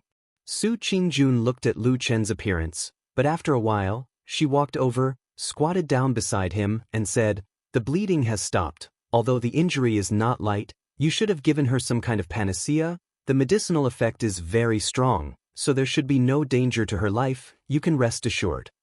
Okay, Lu Chen was silent for a moment, nodded, and then said to Su Qingjun, "Thank you." Su Qingjun stared at this man, after a while, said in a low voice, "Don't you have anything to say to me?"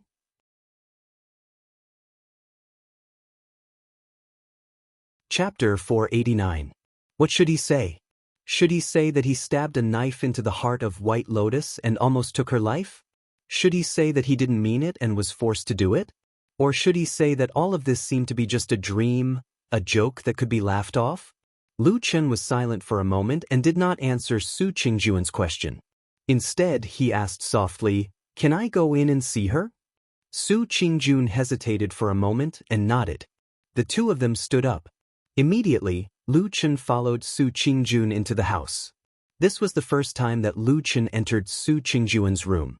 Even when he was on the Kunlun mountain, although he had been Su Qingjuan's nominal disciple and built a thatched hut outside her cave residence, strictly speaking, he had never entered it. The furnishings in the room were clean and tidy. It seemed that they were all commonly used furniture. It could be seen that Su Qingjun was also a woman who loved cleanliness. However, the bed in the room looked a little messy. It was probably because White Lotus was lying on the bed. It should have been messed up when Su Qingjun was busy saving her. Lu Chen walked to the bed and saw White Lotus lying there with a pale face. The soft quilt covered her body up to her neck. Her eyes were tightly closed and her delicate eyebrows were slightly wrinkled. It seemed that she still felt a trace of pain in her coma. Her beautiful hair was a little messy. A few strands of black hair fell from the corner of her forehead and gently fell on her cheek. She looked a little fragile. Su Qingjun silently walked forward and gently lifted a corner of the quilt. She whispered, "Just now her clothes were stained with a lot of blood and her whole body was wet. It was really impossible to wear it, so I took my own clothes and put it on her first." Lu Chen glanced over and saw that White Lotus had indeed changed into a set of plain clothes. It looked loose and soft. It was probably the clothes that Su Qingjun usually wore when she slept. At the same time, from his angle, he could also see that at the edge of the clothes on her chest, White Lotus's body was already wrapped with white gauze. Naturally, it was what Su Qingjun had done to treat her. Lu Chen let out a long breath and turned to Su Qingjun and nodded, "It's really troublesome for you." Su Qingjun faintly said, "After all, younger sister Bai and I are from the same sect. Moreover, in terms of seniority, she is probably my teacher." so it is reasonable for me to save her. Moreover, she looked down at the wounds on White Lotus's body and then gently covered her with the quilt. She said, White Lotus is after all still a girl. It is indeed inappropriate for a man like you to treat her. Lu Chen nodded and said, It's good that you understand me. But Su Qingjun suddenly turned around and stared at Lu Chen. The emotions in her eyes seemed a little strange. Lu Chen's heart couldn't help but thump when she looked at him like that. Thinking about it, he didn't seem to have done anything shameful. He was a little stunned and said, Why are you looking at me like that? Su Qingjun stared at him for a moment. For some reason, her cheeks first blushed slightly. Then it returned to normal. She looked at Lu Chen and said, I thought of something and I don't understand. Lu Chen said, What's the matter? Su Qingjun glanced at the unconscious White Lotus on the bed and said, She was injured and unconscious. You adhered to the boundaries between men and women and sent her all the way to me. But that year on the Kunlun Mountain, that time when I returned injured late at night, why didn't you do this? But, speaking till the end, her cheeks slightly blushed again and she didn't continue. But Lu Chen already understood what she meant. This time he was a little speechless and didn't know what to say. But looking at Su Qingjun's unblinking eyes looking at him, it was obvious that she wanted to know the answer. Lu Chen felt a little helpless in his heart. After hesitating for a moment, he still sighed and said, That year's matter, actually at that time, when you went out, you more or less violated the curfew of the Kunlun party. This matter can't be publicized and I also didn't dare to alarm others. Hearing Lu Chen's words, Su Qingjun nodded slightly. Indeed, when she left the mountain that time, she violated the Kunlun's ban for her family, so it was not suitable to be publicized. But when she heard the last two words, and saw that Lu Chen wanted to say something, she couldn't help but ask again, And what? Lu Chen thought for a moment and finally said honestly, And when I was on the Kunlun Mountain, I didn't know any other women I was familiar with. The only one I was close to was Yi Tuan. But she lived too far away. Distant water could not quench present thirst. Now it's different. You live close, and you are a woman I know, familiar with. Plus, White Lotus is a girl, so I hurried to send her over. It's all thanks to you. Looking at Lu Chen's solemn last words, Su Qingjun's heart warmed for no reason. Then she felt an inexplicable sense of loss. She sighed softly and said faintly, Anyway, I'm not as good as her. You were worried about her reputation, but you didn't have to worry about mine. When she was injured, you ran to her in the rain and fed her rare elixirs. Oh, that's right, when I was injured, you gave me the elixirs that you wanted from me. They were my own, right? Lu Chen was dumbfounded and speechless for a moment. How could something so long ago be brought up again?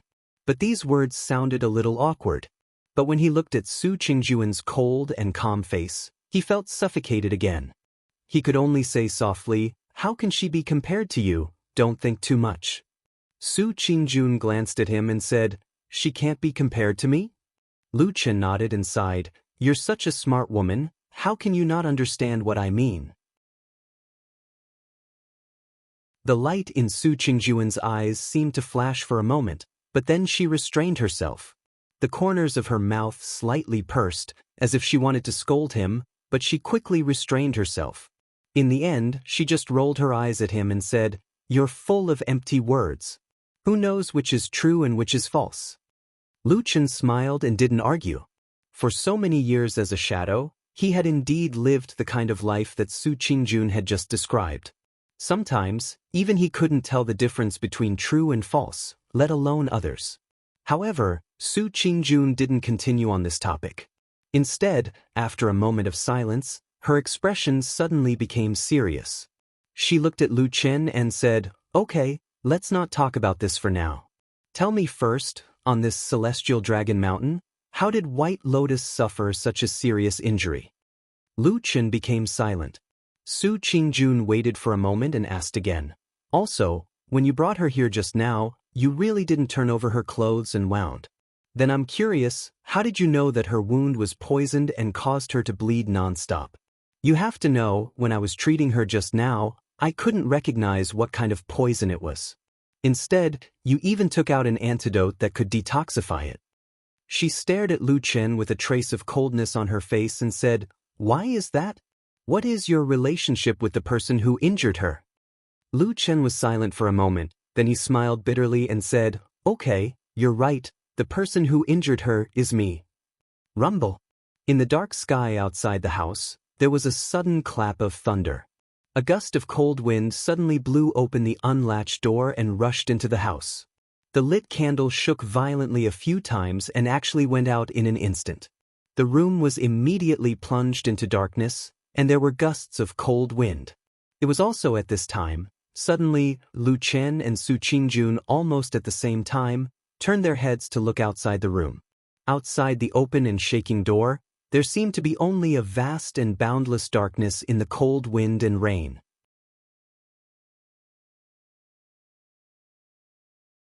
Chapter 490. The night was as deep as the sea. In the endless darkness, there seemed to be a pair of pitch-black eyes staring at the only remaining warm place in the darkness of the night. But in the bitter wind and rain, besides the sound of the wind and the cold powder of the rain that came with the wind, there was nothing unusual. Lu Chen turned his head and looked at Su Qingjun. Su Qingjun hesitated for a moment and then shook her head slightly. Lu Chen frowned and then walked over. Holding the door frame, he looked at the darkness outside and slowly closed the door. A dim yellow light lit up behind him. He turned his head and saw that Su Qingjun had relit the candle. The candlelight shone on her beautiful face, reflecting a strange and gentle halo. She looked up at Lu Chen and calmly said, "You still haven't answered the question I just asked you." "It's me." Lu Chen took a deep breath and said, "I hurt her." Su Qingjun's eyes were slightly cold, but she didn't show too much shock. It seemed that she had more or less guessed before. At this moment, she was staring at Lu Chen. After a while, she said in a low voice, "Why?" Lu Chen smiled bitterly and said, "It's a long story. Can I tell you later?" As he spoke, he saw Su Qingjun's expression darken. He hurriedly said, "Look, I sent her here in such a hurry. No matter what, I don't look like I'm going to harm her, do I? At worst, you can wait until she wakes up and ask her. If she still has any dissatisfaction with me, then you can vent your anger at me." Su Qingjun looked at him for a moment. Her expression softened a little. Then she nodded and said, "Okay, but you sent her here and got me involved. You have to give me an explanation." Lu Chen nodded and said, "I understand. It's just that there are some things right now, it's hard to say. I'll definitely explain to you what happened today in the future."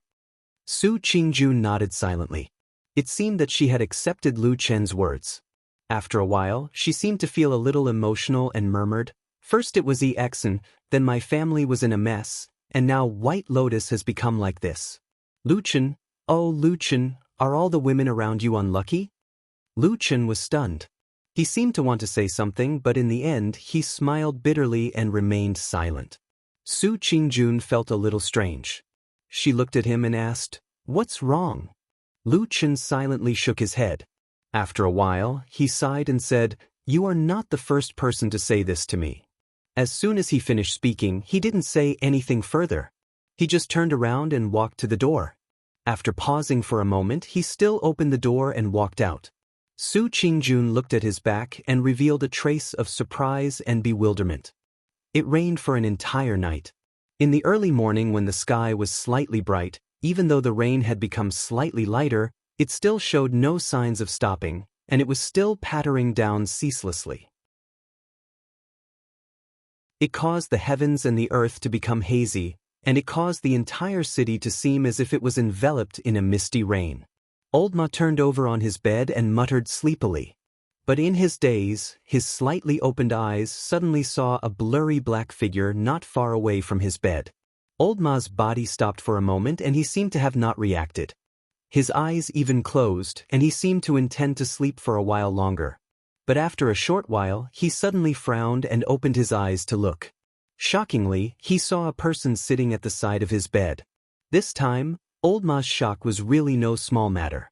He exclaimed in surprise as his entire body suddenly sprung up, and his movement was so nimble that it was astounding. At the same time, he used one hand to protect his body while the other had already swung out. A dim light flashed in the center of his palm. At this instant, his face was filled with killing intent, and he looked as if he'd already made a killing move with all his strength. But in the next moment, his gaze suddenly squinted as he saw that the person that had appeared at the head of his bed like a ghost was actually Lu Chen. Old Ma was shocked again, and he hurriedly tried his best to restrain the strength of his wrist. But under the situation where he used too much strength, his fat body staggered and immediately fell off the bed with a plop. He firmly lay down beside Lu Chen like a dog gnawing on mud. At the same time, there was a burst of crashing sounds around him. It turned out that the bedding, mosquito net, and other things on the bed were also dragged down by him in a hurry, and suddenly it was a mess. Lu Chen sat on a stool and did not move at all. He only lowered his head to look at Old Ma's embarrassed appearance.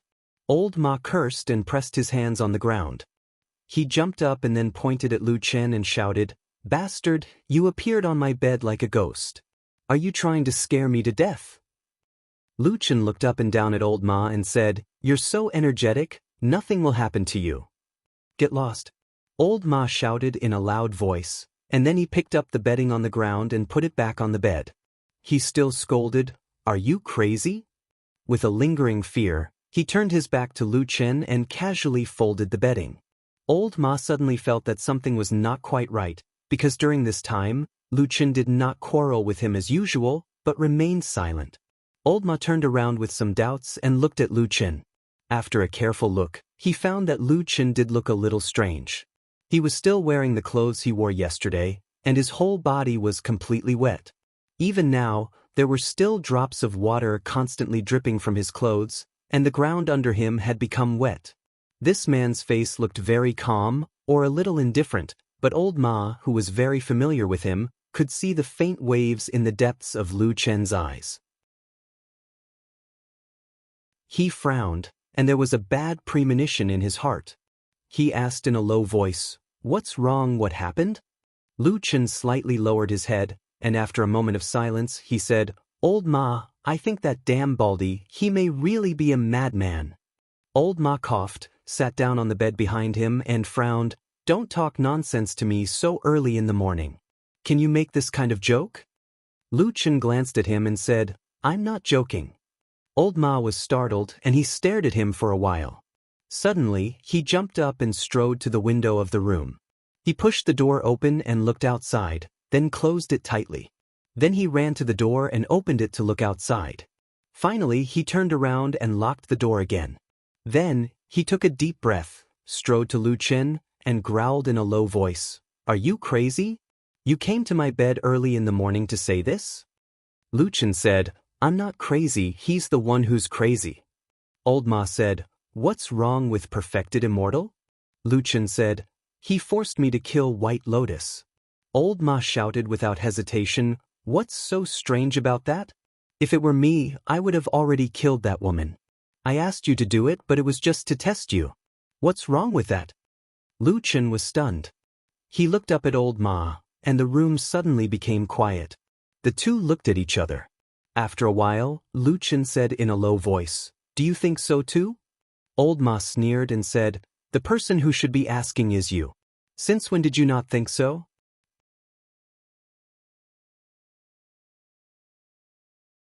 Chapter 491. Lu Chen looked at Old Ma, and Old Ma stared at Lu Chen. After a long time, the morning light outside the window brightened, and the pitter-patter of the wind and rain sounded incessantly. Lu Chen finally turned his gaze away. "When did you change? People always change, right?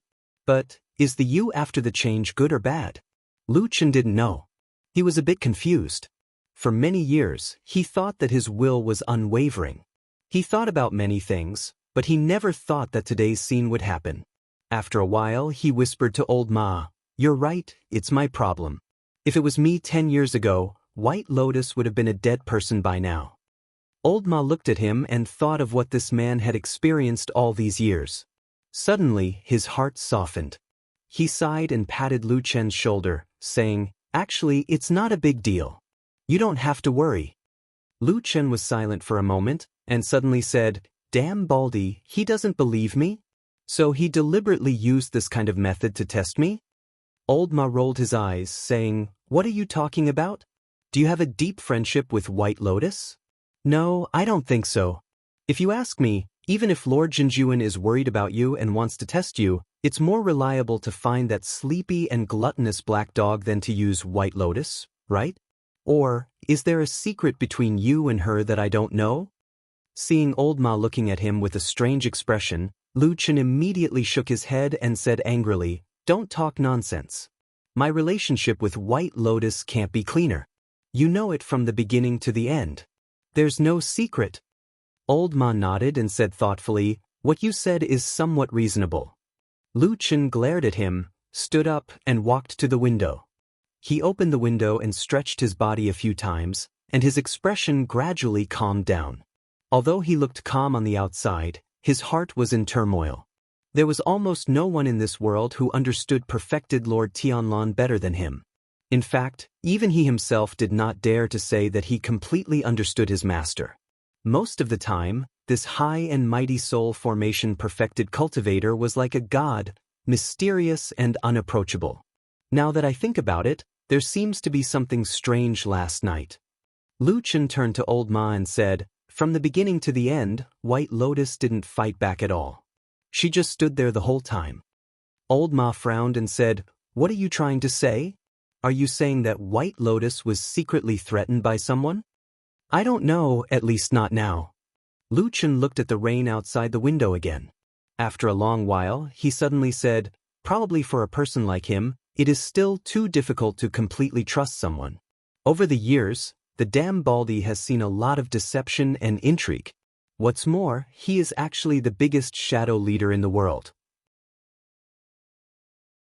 Old Ma walked over and looked at Lu Chen's face from the side. He saw that there was a somewhat complicated expression on his face, and at the same time, his voice became a little low. "What is a shadow? Shadows are born to do things that betray. They can betray all the people and things that can be betrayed for their original goal, and they will do anything to achieve their goal. After seeing this kind of thing too many times, they probably can't easily trust others anymore." Old Ma raised a hand and patted Lu Chen on the shoulder. It seemed that he wanted to comfort him, but when the words came to his mouth, no sound came out. In the end, it only turned into a sigh. The more outstanding the shadow, the more intense their betrayal. Just like me, you are different. Old Ma immediately interrupted Lu Chen's words and said in a low voice, "Even if outsiders don't know about your achievements, Lord Immortal will definitely remember it. He has always treated you differently from others. Otherwise, he wouldn't have accepted you as his disciple with such great fanfare and announced it to the world." Lu Chen nodded, smiled, and said, "You're probably right. But if it were you, even if you view me in a different light, every time you see me, wouldn't you think that this disciple of yours once killed the master who doted on him the most and betrayed the sect that nurtured him with everything it had? Could he be thinking that this disciple of his might be a fickle person?" Old Ma said with a bitter smile, "Don't say that. Otherwise, no matter what, you won't be standing here. Anyway, believe me, Lord Immortal is still willing to trust you. At most, he just wants to arrange things carefully and test you more. You have to know that the old man has such a huge foundation in this life. If he can't find a completely trustworthy disciple, how can he pass on everything to you?" Old Ma's palm pressed on his shoulder tightened and he whispered, "Listen to me, Lu Chen. Don't be too anxious. Lord Immortal really doesn't have any bad intentions towards you." Lu Chen glanced at him, and Old Ma looked at him calmly. After a while, the expression on Lu Chen's face also relaxed. He nodded slowly and then said, "I know." Old Ma breathed a sigh of relief, and the tense expression on his face also relaxed a lot. However, with his chubby face, he turned around and muttered at the same time, "It's so early in the morning. Only you have so many things to do. By the way, yesterday I also asked about some clues about that matter. In fact, but I still feel a little strange." Lu Chen suddenly said, "Forget about the damn Baldy. After hearing what you said just now, I also let it go. But if last night was a test for me, why was it White Lotus?" Old Ma's expression slightly changed and he said, "What do you mean?" Lu Chen glanced at him and said, "You just said that if he really wanted to see whether I was completely obedient to him, it would be more useful to use Atsu to threaten me than White Lotus. But he just wanted to use White Lotus." Speaking of this, Lu Chen paused and then whispered, "It seems to me that the damn Baldy thinks that if I make up my mind to kill White Lotus, I can prove all my innocence, and he will completely trust me in the future. But I have nothing to do with White Lotus. What secret does this woman, White Lotus, have on Earth? Why does the damn Baldy think that she is so important to me, even more than all the people around me?" He slowly raised his head and looked at Old Ma, his eyes full of doubts. Old Ma also had some doubts on his face, but then he shook his head and said, "Don't look at me like that. I'm not a person who knows everything. About White Lotus, in fact, when we were in Kunlun Mountain, I have already helped you investigate once. I have told you everything I know. She is a person from a distant branch of the Bai family. Because of her natural talent, she was accepted as a disciple of Hakushin Jinkuan. She has nothing to do with you at all." Lu Chen was silent for a long time, and finally sighed. He could not think of a reason. After shaking his head, he temporarily gave up on this confusing mystery. Then, as if he thought of something, he frowned at Old Ma and said, "By the way, you just said that you have found something to tell me?"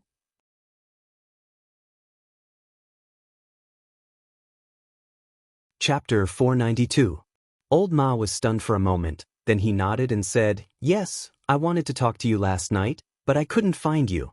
After I came back, I waited for you for a long time, but you didn't come back." Lu Chen said, "I was in Kunlun at that time." "What's the matter?" Old Ma said, "It's about the woman named Song Hui." Lu Chen's expression changed and said, "What did you find? When I asked you about this a few days ago, didn't you say that no one in the Grand Chancellor still remembers this woman?" Old Ma grunted and said, "It's true that the Dezayuan is like this, but yesterday I asked someone to find an old man who used to work in the Dezayuan. Now he's old and has nothing to do. He lives in the Immortal City, and there's no one to take care of him.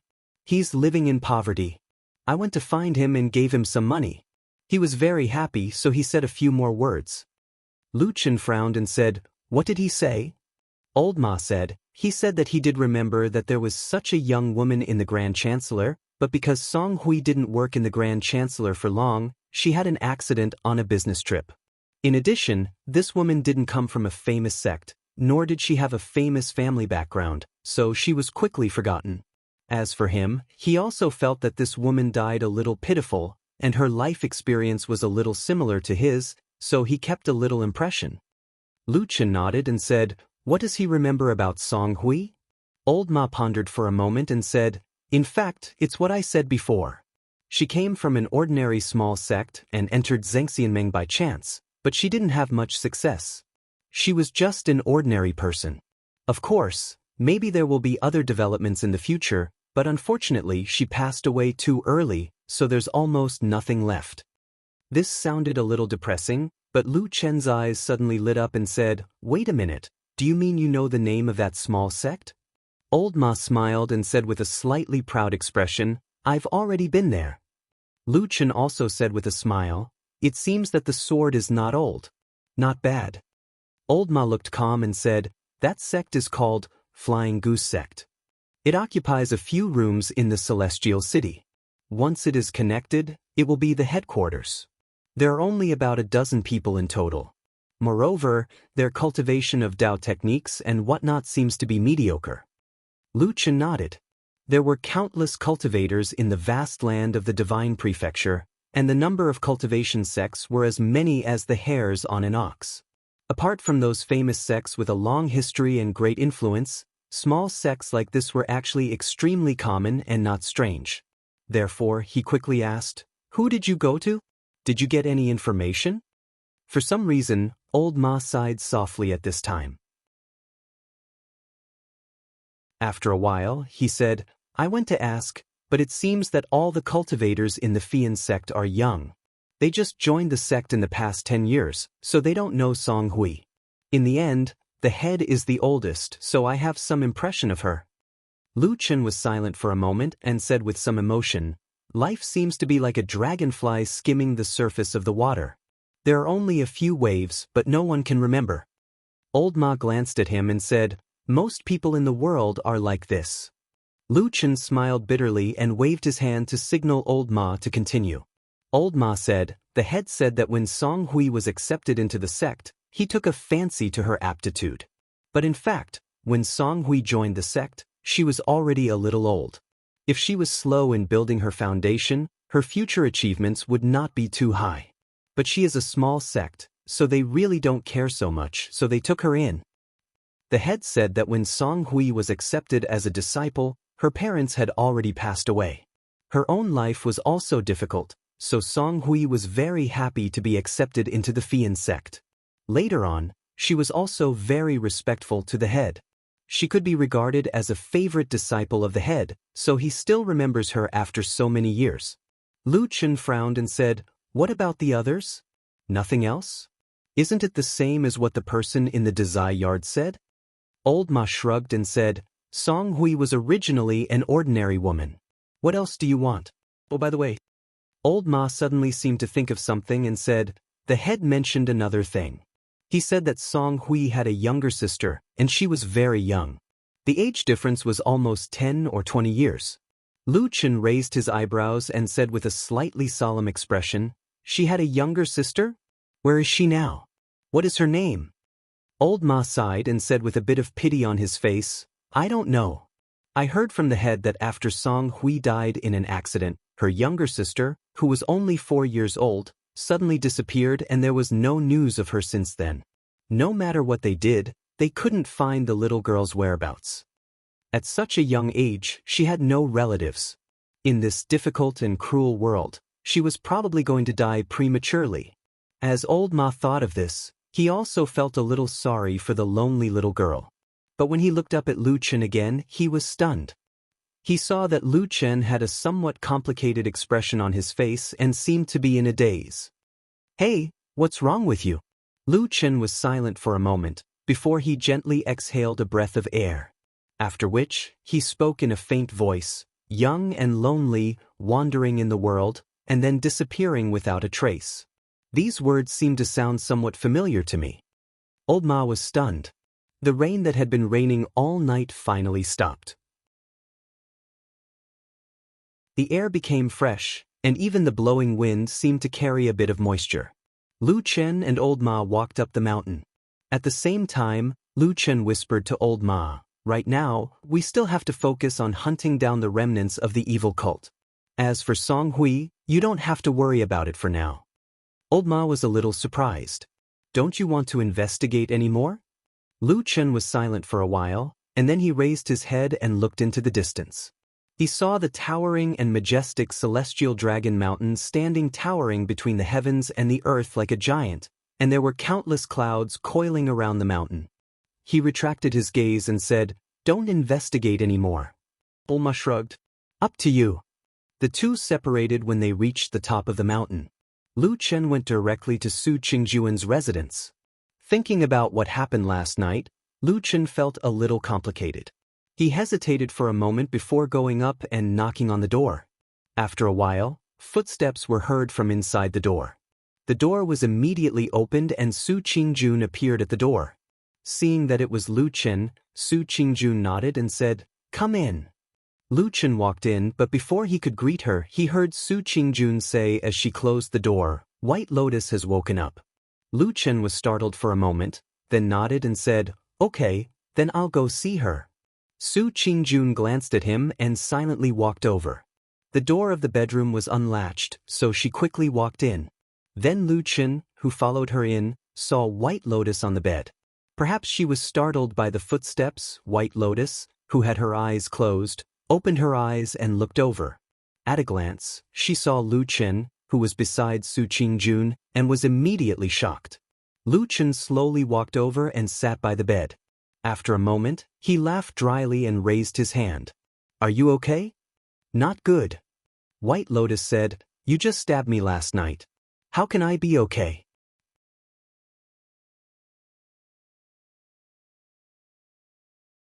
Chapter 493. Lu Chen was choked by White Lotus's blunt words. After shaking his head, he asked White Lotus, "Why didn't you dodge last night?" "I didn't really use my full strength." You could have, White Lotus interrupted him and asked, then why did you want to kill me? Lu Chen wanted to say something but hesitated. He couldn't really tell the two women in this room that it was Supreme Tianlan's order. It was up to him whether he believed it or not. Once he said it, it would probably cause a lot of trouble. White Lotus had already fallen into it, but Su Qingjun obviously had nothing to do with these things. Lu Chen didn't want to add this kind of trouble to Su Qingjun at all. At this moment, he even regretted bringing White Lotus to Su Qingjun last night. However, it was useless to say this now. Lu Chen pondered for a moment and then stared at White Lotus's weak and pale face lying on the bed, saying, I know it's a little strange to say this now, but I really don't want to kill you.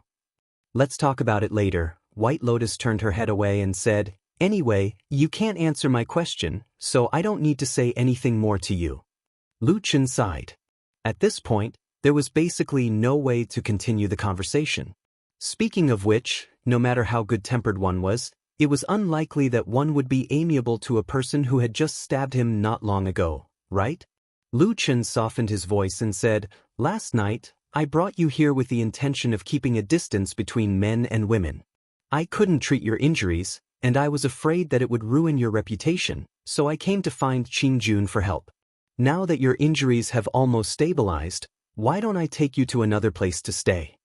Su Qingjun, who had been silent since entering the door, had a trace of surprise on her face at this moment. She glanced at Lu Chen.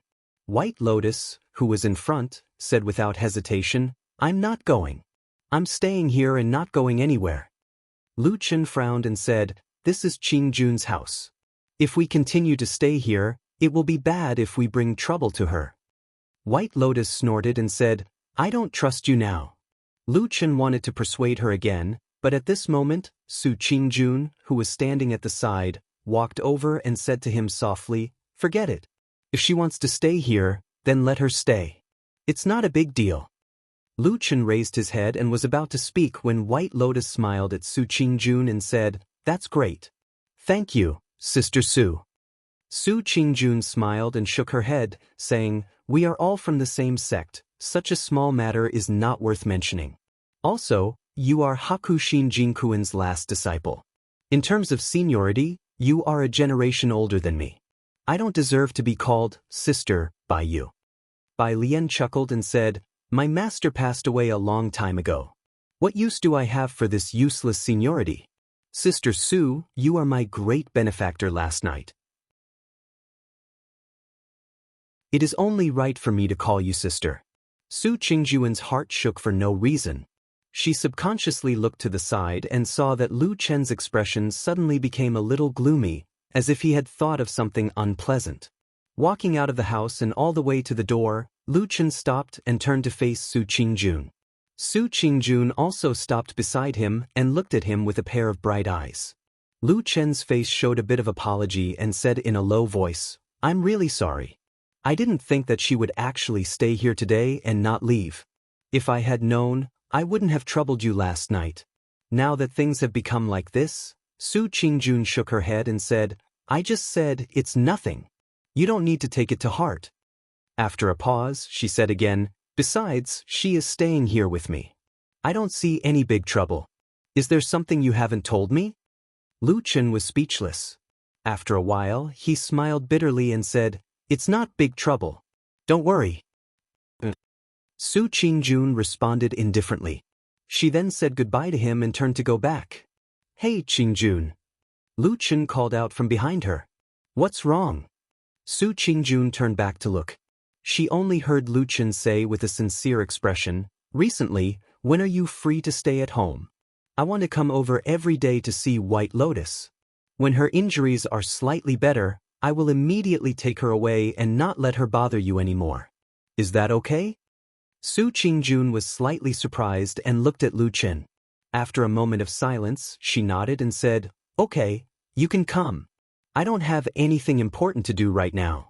Most of the time I stay at home. You can come whenever you want. Lu Chen agreed with a smile and then turned to leave.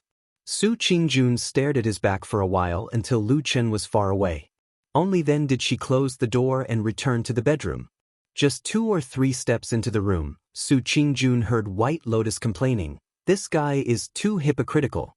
He likes to pretend all day long. He even said he would take me away every day to see my injuries. My injuries are nothing. He has never insisted on accompanying me. If I were to say that he might have come to see you, some people would believe it." Su Qingjun was startled for a moment. Then she shook her head. The corners of her mouth curled up slightly. There seemed to be a flash of light in the depths of her eyes. Although he encountered this inexplicable and depressing strange thing last night, Lu Chen did not directly rush to Kunlun Temple to settle the score with the damn Baldi. After leaving Su Qingjuan's residence, he acted as if nothing had happened. He did things as usual and went directly to the prison in Fuyunji, ready to continue tracking the whereabouts of the remnants of the devil cult. Except for old Ma, he never told anyone about what happened in front of Kunlun Temple that night, so no one suspected him. He began to live the same life day after day. Early in the morning he would go to Su Qingjuan's place to visit White Lotus and chat with Su Qingjun. Then he would go to Kunlun Temple or Fuyunji prison, all to deal with the devil cult. It could be said that now, many people could see that perfected Lord Tianlan had gradually placed the heavy responsibility of dealing with the devil cult on Lu Chen's shoulders. At the same time, a strange rumor began to spread in the Fuyun Department's prison. It was said that the esteemed Supreme's disciple was only interested in hunting down the Ghost Elder. In order to achieve this goal, only one person could speak up, and that person was Chen He. After Lu Chen brought Chen He to the quiet room and locked him up alone, no one was allowed to go in to see him. And Lu Chen himself would go to Chen He alone for 2 to 4 hours every day. As for what they did and what they said in between, no one knew. Many prison guards who had interrogated Chen He sneered at Lu Chen's actions. Of course, this was said behind his back. No matter what he did on the surface, he still had to give perfected Lord Tianlan face, right? Even they could not pry open Chen He's mouth. What right did Lu Chen, a newcomer, have to open his mouth? If he really got the information out so easily, wouldn't it seem that the prison guards were all idiots? But about 5 days later, another rumor suddenly spread from the prison, shocking everyone. It seemed that Chen He had opened his mouth and told Lu Chen all the secrets and information he knew. For a moment, undercurrents were surging inside and outside of Fuyunji.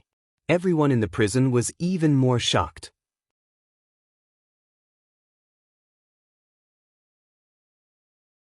Chapter 494. When the news that Chen He, who had always been as tough as iron, suddenly opened his mouth spread out in the prison of Fuyunji, a lot of people were alarmed. For a moment, there was no telling how many people were paying attention to the prison of Fuyunji both openly and secretly. However, things did not go as many people expected. On the day that Chen He's mouth was leaked, Lu Chen had taken the important criminal away from the prison of Fuyunji in an odd way. This instantly shocked countless people. Even the Floating Clouds Agency was in an uproar. It must be known that although the Floating Clouds Agency was founded by True Lord Tianlan and they had been loyal and devoted to this famous True Lord for many years, ever since Lu Chen suddenly ascended to the position and became True Lord Tianlan's only successor and disciple, the relationship between the Floating Clouds Agency, which was led by Shui Ying, and this upstart who had ascended to the heavens in a single step was rather subtle. On the surface, everybody was still polite and close to each other when they met. After all, they were all on the same side.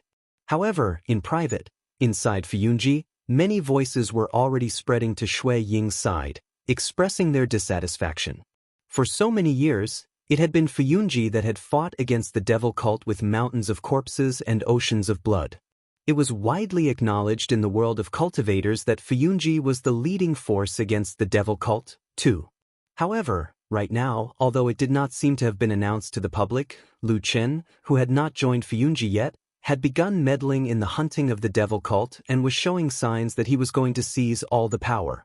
In the decades since Lord Tianlan founded Fuyunji, it had gradually developed into a powerful organization that was powerful enough to look down on the entire Zhengximing. With such a development, there was no telling how many people had benefited from it. Although Lu Chen looked polite on the surface, his actual actions showed that he was going to seize the fruits of benefits. Even though he was Lord Tianlan's disciple, his subordinates quickly disliked him.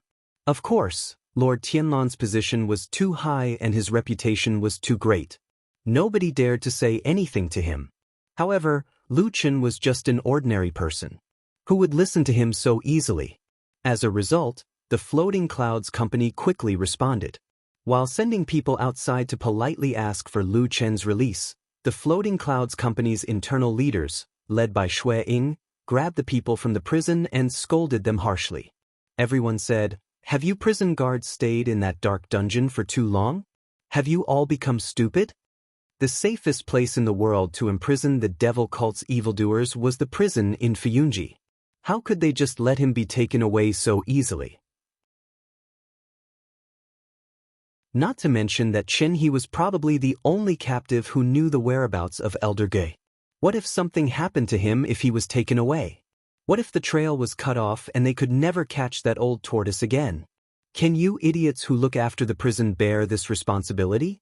This series of questions that came like a barrage of bullets frightened the prisoners and guards. One by one, they knelt on the ground and complained.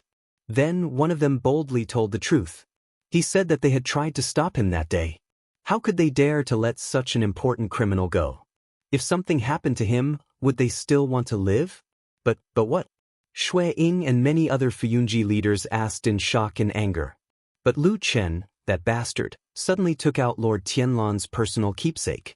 And as if he knew that it was not easy to explain, he actually took out a personal order from Lord Tianlan. It clearly stated that the criminal Chen He was to be taken away by Lu Chen. No matter how strong Fuyunji was, no matter how great their influence was, Lord Tianlan was still their sky. No matter what, they could not surpass him. Xue Ying and the others looked at each other, then ordered someone to take the personal letter and pass it around. After a while, in the silent and oppressive atmosphere, Xue Ying stood up and expressionlessly said, "It is indeed Lord Tianlan's handwriting." Then she turned around and left. Xianxia was the most powerful organization in the vast cultivation world of the Divine Continent. There were many experts and countless cultivators. What was interesting was that in such a powerful alliance, it was like a wall with holes in all directions. There were almost no secrets that could be kept. What happened in Fuyunji spread very quickly. Of course, this kind of thing was not particularly open to the public. Some people with hidden power and great abilities naturally knew about it. As for many people who were not powerful enough, they did not know about it. In the news that spread, there were some vivid descriptions that made people feel as if they were there. In particular, the Fuyunji leaders who held high positions, especially the group of old ministers and old confidants led by Xue Ying, made people feel that there was a gap and conflict between these powerful people and Sky Shadow, who was very likely to inherit Lord Tianlan's huge foundation in the future. In the past few decades, this was the first time that something like this had happened under Lord Tianlan, who was at the peak of his power. After Lu Chen took Chen He out of Fuyunji's prison, of course, he did not just find a random place to lock him up. In fact, the people in Fuyunji claimed that this prison was the safest place in the world to lock up the remnants of the devil cult. This was also one of the reasons why the people in Fuyunji were angry. But soon, everyone was speechless. Because according to the news that came, Lu Chen carried Chen He, who was tied up like a dumpling from head to toe, out of Fuyunji's prison, and directly entered the Kunlun Hall. Then, the news that came was that he found a sturdy room at the side of the hall and threw Chen He inside. This time, the people in Fuyunji looked at each other, speechless for a long time. No matter how tight the security of Fuyunji's prison was, it could not be compared to Lord Tianlan's, could it? If there was a safer place in the world than Fuyunji's prison to lock up the devil cult's prisoners, it would probably be beside Lord Tianlan. In short, although Lu Chen's action made many people dissatisfied, in the end, no one could say anything, so the criticism gradually subsided. And in the midst of this uproar, Lord Tianlan did not say a word from beginning to end, as if he did not know what was happening below. It was not until the third day after Chen He was caught and brought to the Kunlun Hall that Lord Tianlan called Lu Chen over and asked him, "I say, you've made such a big commotion, why don't you go and arrest him?" Lu Chen asked, "Arrest who?" Lord Tianlan said, "Old tortoise, haven't you always wanted to catch that person and then eradicate the devil cult?" Lu Chen snorted and said, That's your idea, isn't it? Hasn't everything you've done over the years been for this purpose? Lord Tianlong laughed and did not deny it. He said, more or less. Of course, I hope so too. Lu Chen nodded and said, I know what I'm doing. Don't worry, I won't let you down. Lord Tianlong stared at him for a moment, then slowly nodded and said, okay. With that, he turned around and walked away. But just as he took 2 steps, he suddenly heard Lu Chen's voice behind him. Oh yes, I have another question. Master? Master? Perfected Lord Tianlong's footsteps paused for a moment and he turned to look at Lu Chen. I've never heard you call me that before. It's rare for you to do so today. Why, what do you want to ask me? Lu Chen took a light breath and asked calmly, I want to ask you, many years ago, when I was an orphan who wandered the streets without parents, did you take in anyone else besides me? Lord Tianlong suddenly narrowed his eyes and stared at Lu Chen with his deep eyes, but he did not say anything immediately. For a moment, the huge Kunlun Great Hall fell into silence. You're tuning in to the Wandering Hero YouTube channel. Don't forget to subscribe and join us on this journey to catch the most captivating stories.